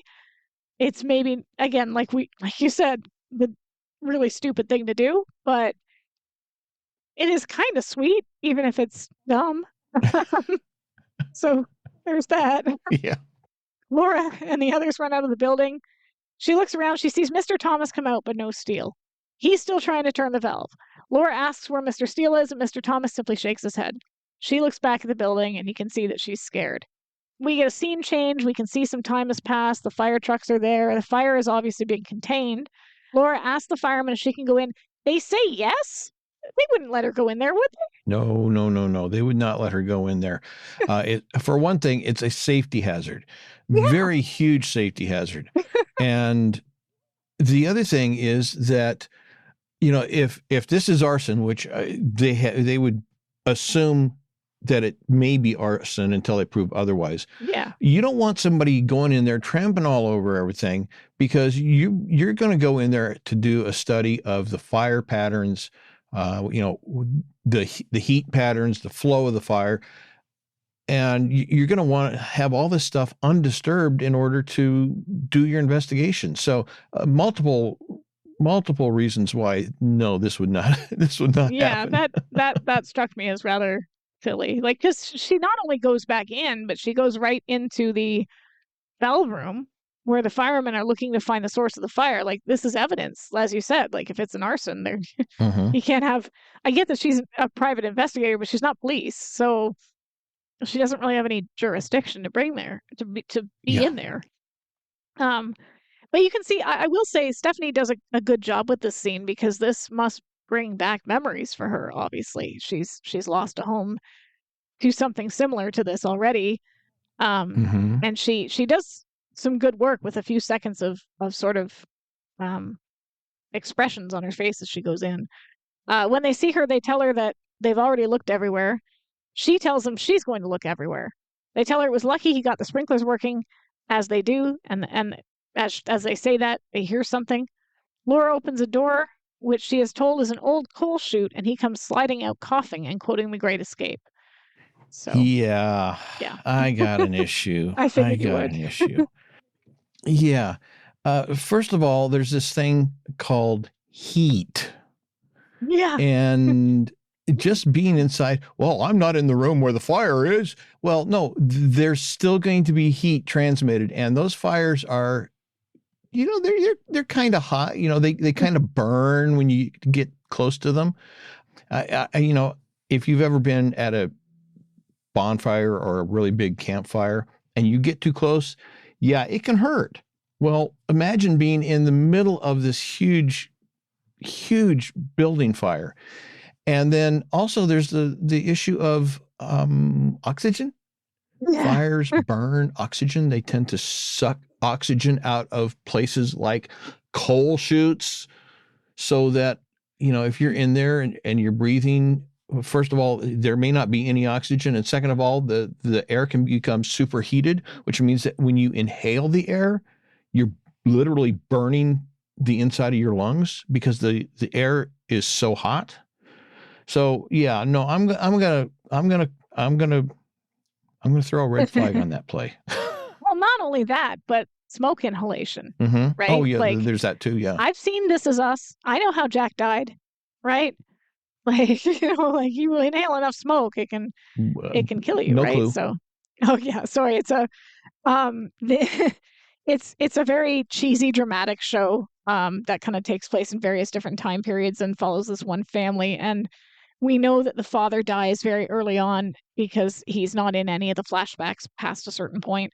And we're told he dies, and we're not really told how. And they tease it and tease it and tease it. And I think it's like season 3 or 4 where you finally find out how he died. And they keep kind of like, oh, there's a fire, and he goes back in to save the dog. So you think, oh, that's how he died. But no, he comes out with the dog, and the dog is fine and he's fine. And then they go to the hospital, and everything seems fine. And you're sitting there going, well, how the hell did he die? And then it turns out he has a heart attack like 2 hours later from the smoke inhalation. So yeah, I'm smoke inhalation.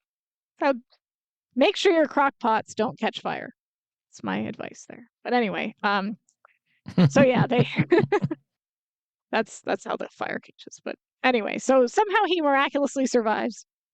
She angrily tells him that he could have been killed, hugs him. The firefighter then comments that the valve was jammed shut, and Laura concludes it was arson, and the firefighter agrees. They come out of the building, and Laura begins to recap the events, starting with her getting drugged and him getting hit on the head. Steele tells her he doesn't think it's personal, and he thinks that they were after something in her loft. He asks who lived there before she did. I thought it was commercial space. Like, he says that as if it's...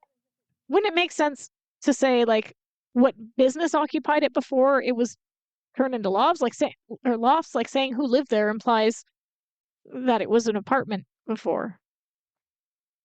I think this is a continuity error. Yeah. I think you're right.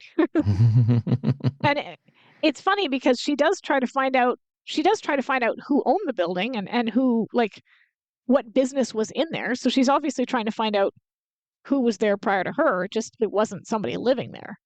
So yeah. She tells him that she's lost one home already. She isn't going to lose another, adding that she lost all perspective when her home was blown up, allowing her emotions to blind her. She declares she isn't going to let that happen again, saying she's a detective. She's going to detect. She storms away, proving she is definitely not letting her emotions get the better of her. Oh, absolutely not. Yeah. And Steele watches her go. He turns around and looks at his auburn covered in soot and grime and walks back toward the building. He sees Mr. Thomas coming out carrying a robot, so he got what was important. And Mr. Barthol, like, they're letting all the residents back in to get their stuff. This just seems really, really not. At a certain point, they would, once they've secured the building and made sure that it's safe to re-enter. But if they deem that it's not safe to re-enter, then they wouldn't. But okay. Fair enough. Yeah, I can see where if they said, okay, the damage is confined to this area, as long as you don't go into this area, you can go back in and get your stuff. So yeah, I can see that. Fair enough. So we see Mr. Bartholomew behind him, who again tries to claim this is their fault. Steele tells him that every time there's trouble, he is there leading the charge to get Laura out of the building, and asks if he's really simply concerned with the safety of the neighbors. This is interesting because we already know who did it as the audience, right? So we know it wasn't Mr. Bartholomew. That's clear. But it does make sense that Steele, not knowing that, would assume that maybe he's behind it because he is trying very hard to get her out. So it's kind of interesting that they kept that in there, even though we already know he's not a suspect. Like, I think that's kind of... Yeah. Oh, I mean, that's the thing is when you're writing these things, you've got to write the characters as if they don't know anything that they don't know. So you as the writer, and we as the audience, even though we know these things, you can't let the characters know that. So, and that's one of the things that makes writing these kinds of stories, mysteries, especially where there is an omniscient person, a narrator or whatever, who knows these things that the characters don't. It makes it tough to write these things because I would imagine it does, because you'd say you'd want to bring that information in and you'd forget to have the characters behave as if they don't know it. And you would forget to have the characters follow the logical thought process, logical for them under the circumstances, given the information they know. You would forget to have them do that. So, I mean, you got to commend the writers for their work on these kinds of things, because it's I imagine it's tough. Yeah, to keep all that straight. That was kind of what I was thinking, in the sense that, like, that's good writing to remember that Steele wouldn't know that he's not involved and would logically make the assumption that maybe he has something to do with it. So it's good. Back at the building office, Laura is waiting in line. She asks the employee, Miss Livermore, if she remembers her and tells her the address. Miss Livermore says she remembers her and that her manager told her about her calling her a complainer from the word go. Laura expresses annoyance that she asked for one plunger and seems to be branded for life. Miss Livermore is eager to dismiss her, but she's not letting her get away with it so easily. She tells her she wants to know who rented the place before the conversion. So it's obvious here, at least in the script, that she's not talking about somebody living in the loft. She's asking, like, what business leased it, adding she happens to know it was a business. Miss Livermore says, "What do you think this is? Information?" and calls out to the next person. Laura, not to be deterred, demands to know who owns her building. Miss Livermore again tries to get the next person in line. Frustrated, Laura tells her she gives a check to a company every month and asks who the check goes to. Eventually, Miss Livermore tells her Federated Bank, and Laura sarcastically says, "You've been more than kind. In fact, you've been unbelievable. Have a nice day," before walking away, which I like that. I think that's a good way to say F you without actually saying those words. Yeah. So we then get a montage of Laura at the bank. She goes up to a woman at a desk and shows her a piece of paper with the address on it. The woman tells her to go to another desk. She does. Situation repeats itself. We see her go at least 3 or 4 different people until she's directed back to the desk she started at. She leaves the bank in defeat, only to see a cop writing her a parking ticket. Yeah. So pretty much like, your garden variety Welcome visit to the bank. Bureaucracy. Yeah, exactly. Now, it strikes me that Mildred would have been interesting, or like a good person to use in this particular scenario. Like, I'm trying to think, she's in this episode very briefly. She gets her out of the hospital, but she really could have used her here, because if anyone understands bureaucracy, it's Mildred. Yeah. And at least who to ask and how to get what they need to do, right? So anyway, so Laura... Well, but, they do have a computer. Granted, it's antique, and it can't do all the things that they pretend it can do, but Mildred is a computer whiz, so maybe she's using that and her contacts with the IRS and whatever else she's got going on the side, and True. she's doing some similar work from a different direction. Yeah, that's true. We see Laura walking purposefully into another building and approaching the desk. The woman asks if she can help her, and Laura introduces herself, telling the woman that the company owns the building she lives in and she wants to speak to whoever's in charge. The woman tells Laura they have nothing to do with the running of the building and suggests she speak to the management company. Laura, obviously having not a great day, grabs her by her lapels, gets right in her face, all her patience gone, and says, I've seen the management company. I've seen the bank the company sends the rent checks to. I've seen the real estate firm that employs the bank to process the checks. And I've seen the holding company that hired the real estate firm to employ the bank. They sent me here. She tosses that poor woman back into her desk. The woman nervously picks up the phone and calls her boss, telling her that there is a tenant here to see him. Oh, I like that. Yeah. That's a good little scene there. So she goes into the office, cutting right to the chase and telling. Yeah, of course, nowadays that would get you arrested. But oh yeah, yeah, absolutely. Still, she goes into the office, cuts right to the chase, and tells Mr. Dixon that she has some questions for him. He tells her to have a seat and asks what he can do for her. She tells him that she has spent the better part of 4 hours taking a crash course in bureaucratic rigmarole, and all she wants to know is who leased her loft before she moved in. Man, the internet would have saved her a ton of time here. Right? Well, the thing is, I would think that the Hall of Records would be really a productive place to go, because they keep somewhere in their system, in their archives, they keep track of building ownership, sales transactions of real estate. I would have thought that would have been where she would have gone to get that information. And maybe that's why she's got Mildred doing something else, because maybe that's what Mildred's doing. But I don't know. It seems to me like she's trying to make her point the hard way. Yeah, that's fair. Well, true. That's a line from Operation Petticoat. I personally would not even think of the Hall of Records, but I guess she probably would, given her job. But yeah, so he asks her where she lives, and she gives him her address. He presses the intercom and tells the secretary to bring the file in for the building. He says he assumes that this has something to do with the fire, and Laura is surprised he knows about it. He tells her he just got a report on it, which she comments is very soon. He asks her if she thinks there's a connection between the previous owner and the fire, and she says it's worth checking out.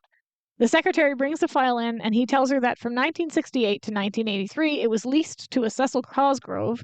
He asks if the name means anything to her, and reluctantly she says no. She asks what business he was in and is told industrial equipment. He shows her the file, which she reads, finding nothing of any interest or use. He asks if it was any help. She says no and thanks him for his time.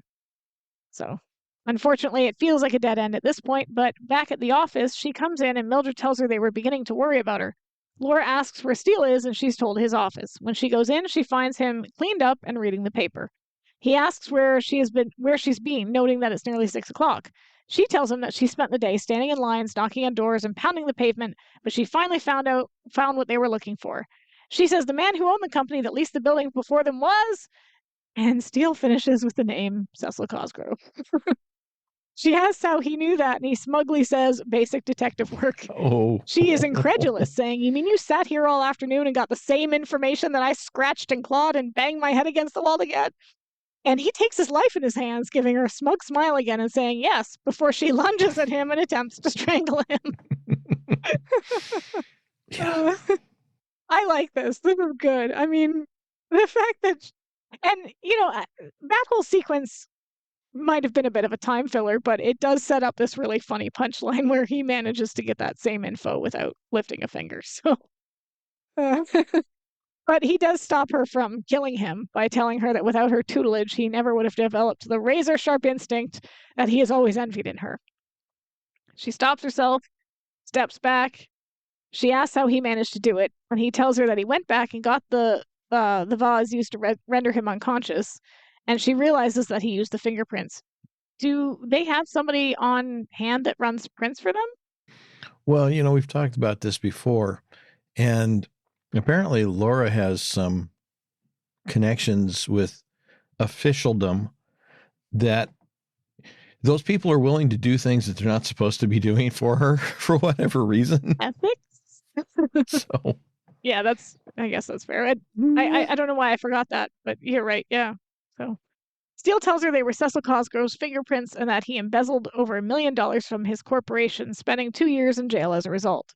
He shows her the file. She recognizes him as the man from her apartment. Steele theorizes that he hid the money in the loft, did his time in prison, and came back to claim his unjust reward.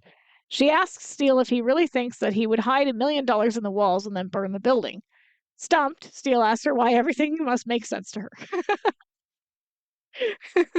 I do like that. So, yeah. She admits, though, that the key seems to be Cosgrove and asks if he knows where he lives.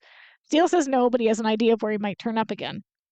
They get in the Auburn and drive over to, is it Laura's loft where they find the body? I think so, yeah. Okay. I wasn't entirely sure because it looks like it. Okay. I mean, it's not easy to tell because it's they don't show the whole building, the whole neighborhood, but from what they do show, it does appear to be, and I do see yellow caution tape all along the wall by the entrance area. That leads me to believe that, yeah, that's fire department caution tape. Yeah. Okay. So yeah, they find they get to the corner and Cecil Grove's body is on a stretcher and is being loaded into a hearse.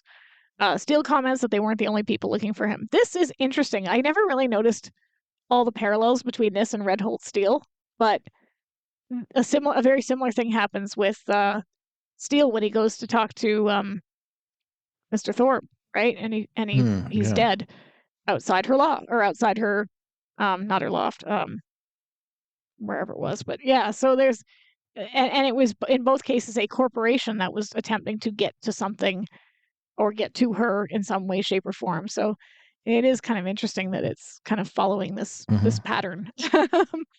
So we go back to the office, and Mildred tells them that they may have found something in the morgue. Steele is confused, and Laura clarifies the newspaper morgue.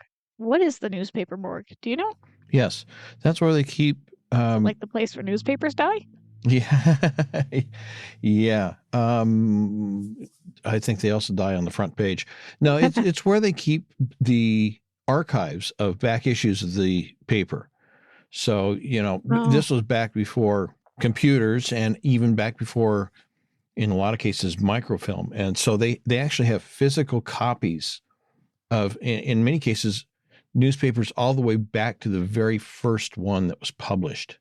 And so when you need to do research, you go down to the morgue and you go through and you thumb through and yeah, there you go. Oh, that's kind of neat. Mildred tells him that Cosgrove may have been convicted of embezzling, but the money hasn't seen the light of day. She also says there are rumors that Econocon Oil might be the guilty party and not Cosgrove. So if he didn't have the money, how did they convict him? Well, I mean, they didn't find the money. That's not the same thing as being able to prove that he embezzled the money. They just, at a certain point, they lost track of where it was all sent to. It could have been overseas into a numbered Swiss bank account or some account in the Cayman Islands or, whatever places right. you squirrel away money with that you don't want the government to be able to get their hands on. But, they have what's called forensic accountants, and they can go through and they can find, they can follow a path on all the financial records and say, okay, this is what happened. This is who did it. And they can prove it mathematically from the financial records. That doesn't necessarily mean they find the money, and they don't have to. All they have to do is prove beyond a reasonable doubt that this person committed this crime, and that's it. So, yeah, they could have done it. That's fair. Laura is confused, and Steele clarifies that they own Cosgrove's company. Laura wonders why Econocon would want to see one of its subsidiaries go bankrupt. Mildred tells her it happens every once in a while when a huge corporation needs a tax loss. She says they do a little decorating on the books, they run the subsidiary into the ground, make a profit, and usually end up getting away with it. Steele jokes that they should try something like that around there and retire early. Mildred tells him that they aren't big enough to get away with it. Laura wonders if Econocon set Cosgrove up to take the fall, and then what do they want with her building, and why murder him? Steele says that unfortunately the answer is still at her loft. Mildred isn't sure why that's unfortunate, and Laura clarifies that because of the fire, it's still considered off limits, which I guess, but people were going in there. I don't know. Yeah. Which is well, fortunate for a Comic-Con. So Yeah, it is a little bit inconsistent because they did let people in there, but they may have been very, very controlled about the access that they were allowed to have. Okay, you're a resident. We will escort you up to your apartment. You will get a few things out, and then we will escort you back. And you're not going anywhere else in that building. What they're wanting to do is they are wanting to get back into her loft. So that doesn't even make sense. So yeah, it doesn't make sense. But also, did you notice what happens here in this scene as they're sitting there on the desk? Yeah, this is the famous "See no evil, hear no evil, see no evil, speak no evil. Yeah, it's a good one. So I like it. Kudos to whoever thought of that. Yeah, visually, it's a fun gag. Yeah. So it's Steele tells Laura it's time to battle the bureaucracy once again. So we get a scene change. We're outside Laura's building. Security guards are on the watch. They see what appears to be... Okay. Problem. If just because it's a arson scene and the access to the building is restricted, would they really post police officers there at the scene? I mean, I know they'll put up tape, they'll put up barriers. They might put plywood up and nail the things over to, where doors have burned out or whatever. And they will put up physical barriers to keep people from getting in. But would they really post police officers at a scene? I mean, I'm thinking no. So I've got my first question and possible issue there. And then the second one is, even if they did, would the officers leave to run Mildred in, which is what they wind up doing? I mean, so many questions. Yeah, I mean, I can't speak to that particular situation because I have no idea. But I do think it is kind of funny that they abandoned their post with Mildred. But I don't know. I guess it's just to get the gag because, like, they see what appears to be 3 homeless people across the street. They tell them it's time to move along, and it's in fact Steele and Laura and a genuinely homeless man who's kind of hanging around them. Steele isn't keen on their disguises, grousing that he didn't give up his life on the Riviera to become a tramp in LA. The man behind him says, "I hear you, pal." So I do like that. Laura looks over and sees something and tells Steele that Mildred has arrived. We see Mildred. This is brilliant stuff from Doris Roberts, though. Pushing a shopping cart. She's a great bag lady. She's great. She's dirty and grimy, and she stops right in front of the building, sits down, takes out a mirror, pretending to fix her hair, and then puts the mirror back and starts eating an apple. The guard tells her she can't park it here, and she tells him that she isn't bothering anybody.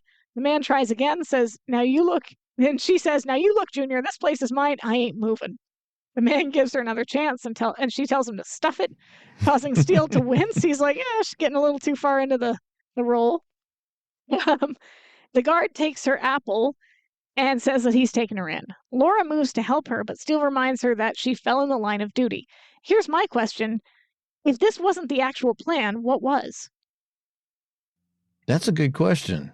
I don't know, because it does seem like it wouldn't have worked unless Mildred got arrested, and that brought the cops away from the building, giving Steele and Laura a chance to get in. You're right. I mean, this has got to be plan A. There can't be any plan B.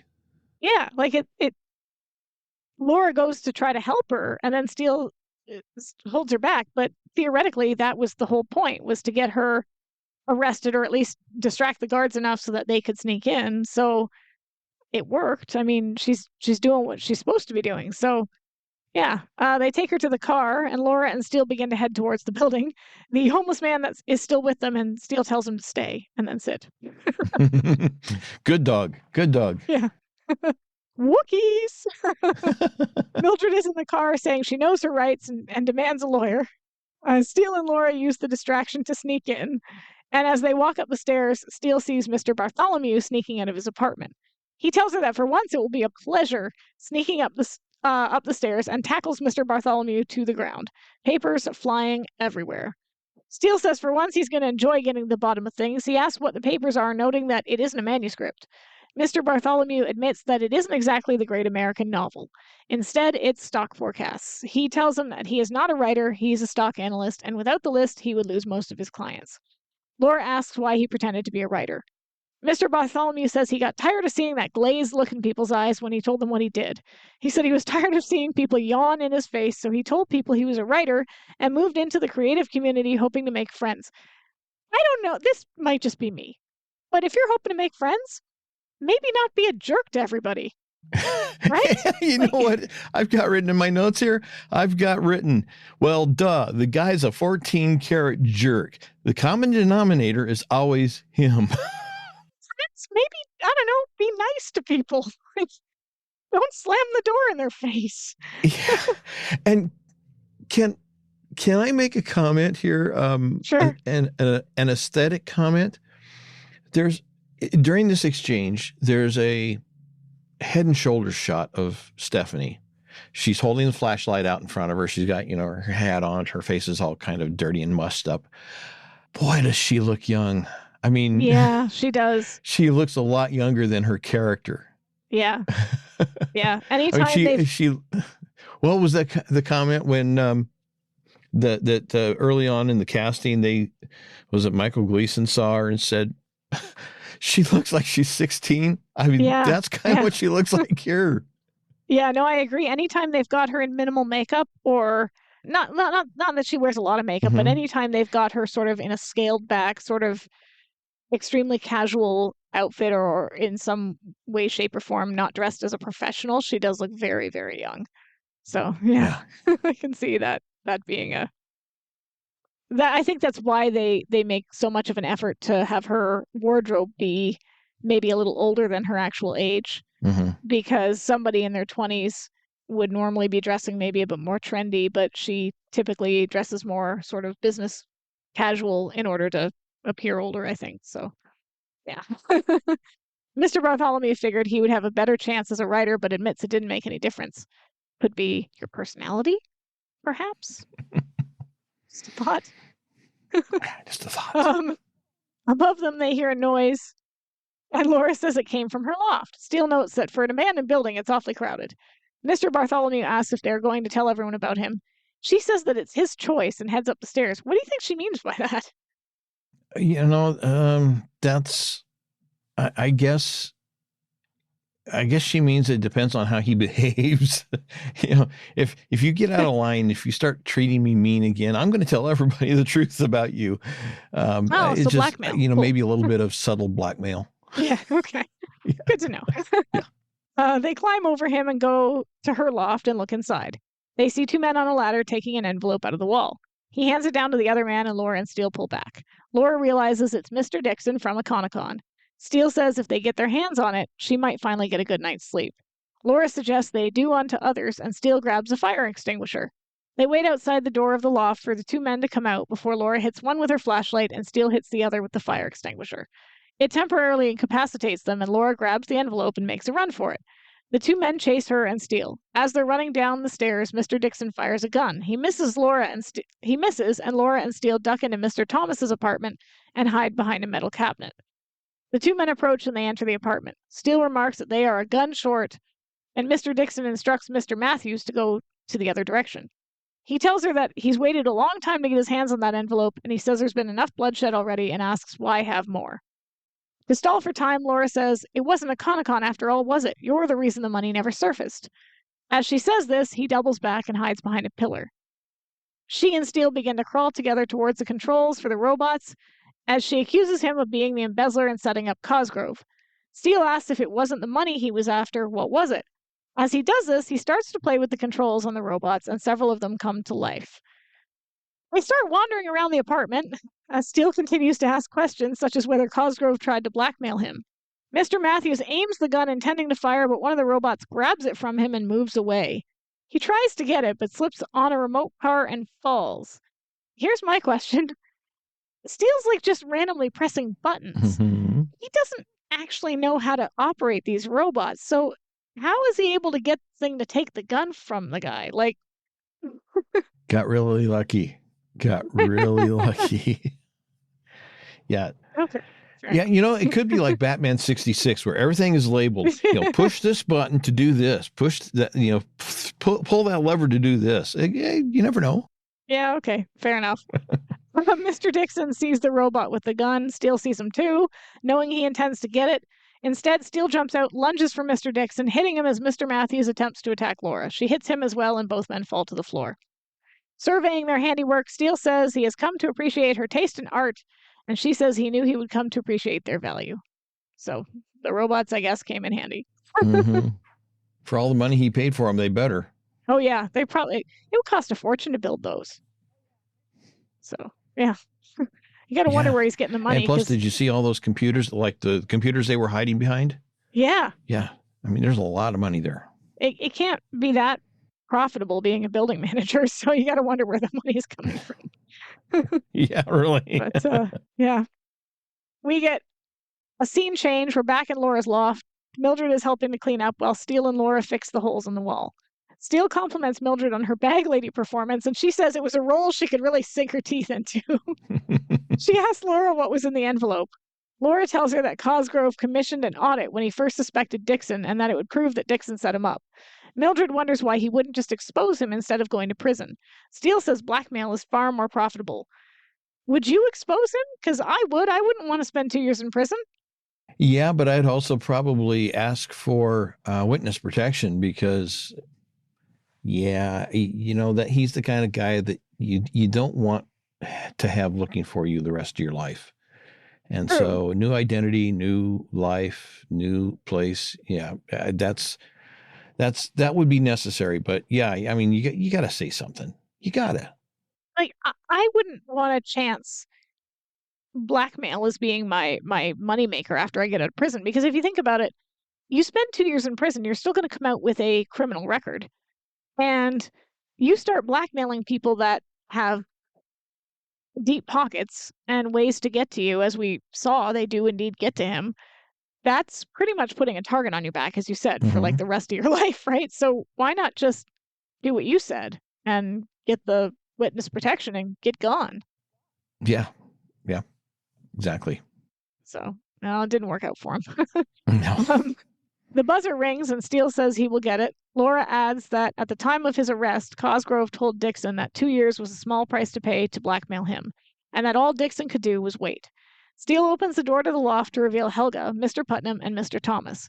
Helga asks if they can come in. Steele lets them enter. Mr. Putnam says they owe Laura a great deal, including an apology. Steele asks if it includes Mr. Bartholomew, or if he decided to abstain. Mr. Thomas admits he is probably too embarrassed to show up. Helga admits he was the instigator, and Mr. Putnam says he deserves to be ostracized. Mr. Putnam's real eager to, punish people, isn't he? Well, I think that's a lawyer thing. The thing is, all of these tenants were just eager to jump on the bandwagon. They had no problem whatsoever just coming down, joining the mob mentality against Laura. But now when it turns out that they were, they weren't wrong because it wasn't their fault. It was Mr. Bartholomew's fault. Yeah. Hey, where's the bus? We want to throw him under there. Yeah. Exactly. So, I mean, come on. These people are unbelievable. They are unbelievable. And I mean, Laura, to her credit, says that's a bit unfair and that they're neighbors and they should all get along. Mr. Putnam says that's very generous, and they agree that if she can put up with him, so can they. So you're right. They do seem to be like lemmings willing to follow anyone off a cliff. Laura says that she's going to ask him up. So she and Mr. Steele go down the stairs. He wonders if she could petition for an elevator now and comments on how forgiving she is. She knocks on the door. She says she thinks she established a mutual trust with Mr. Bartholomew and looks forward to a mutual relationship with him. When he opens the door, he's no longer dressed like a writer. Instead, he has a vest on and looks very much like a stock analyst. She says hello and smiles, and he shuts the door in her face. Laura turns with a shocked look on her face before the freeze. Yeah. I love it. Yeah. Well, there's some people you just can't get along with. No. And I mean, I like that. So don't even try. I like that he doesn't. he doesn't change. He basically stays the same curmudgeonly jerk he was throughout the entire episode. Yeah. The only thing that's different is his outfit. Yeah. So it's a good one. Aside from some of the issues with the loft and the fire, I really enjoy this episode. I think it's a good it's not bad follow-up to the premiere. And like I said, it hits some of the same beats that Red Holt Steele does, which is kind of interesting how it parallels it. So yeah. Any other thoughts on that one? No, it's I thought it was a decent episode. I'm not sure it's going to make my top 5 if you force me to do that. Yeah, again. we're doing a top 5. But yeah. But no, it's a good one. We'll have to see how the rest of the season goes. But it's a good solid 6.5 or 7. Yeah. Yeah, I mean, I might rate it a tiny bit higher, but yeah, I agree. It's a solid episode with some really good moments. So yeah. All right. Well, on the website, www.SteeleWatching.com, we've got show notes, the links to Amazon US and Amazon Canada, as well as links to merch, other ways to support us, subscription stuff, all kinds of fun things like that. And also social media resources and links such as links to, first of all, to follow the podcast. So if you've got somebody who's a friend, a neighbor, family member, an acquaintance, an enemy, and they want to listen to the podcast and subscribe, there's ways to do that on the website. We have links to the official SteeleWatching Facebook group, the official Twitter, the official Instagram pages, and then, of course, the link to the ever popular, very famous, and highly rated Steele Watchers fan group. Are you saying that a good way to punish your enemy would be to force them to listen to us? Well, that could be. All right, good to know. Anyway. And the next episode will be Maltese Steele. Yep, back to Europe. Yep. Europe, part 2. Well, at least they got a couple of really good vacations. So, okay, I guess I'm done. Yep, me too. So anyways, thanks for joining us. And we'll see you next time. Bye-bye. Bye-bye. Hey, everybody. Eric and Sara here. Just a quick announcement to let you know that, yes, we do appreciate everyone who listens, participates, and supports the podcast in whatever way you do. But we wanted to give an extra thank you to those who are so graciously giving to be monthly financial supporters. We are making live streams of our recording sessions available to anyone who is a monthly financial supporter. So not only can you watch us live as we record our podcast episodes, you will be getting access to the raw, behind-the-scenes, unedited version of episodes before they get officially released. And Sara, does that include our mistakes and screw-ups and our humiliating? Oh, yeah. Yes, Every it does. single one of them. Every single one of them, yes. So again, this is just an extra thank you to those who are going above and beyond. But whether you choose to become a monthly financial supporter or not, we still love you. We want to say we thank you for your support, your encouragement, and your feedback. If you want to become a monthly financial supporter, please visit our website at www.SteeleWatching.com to sign up.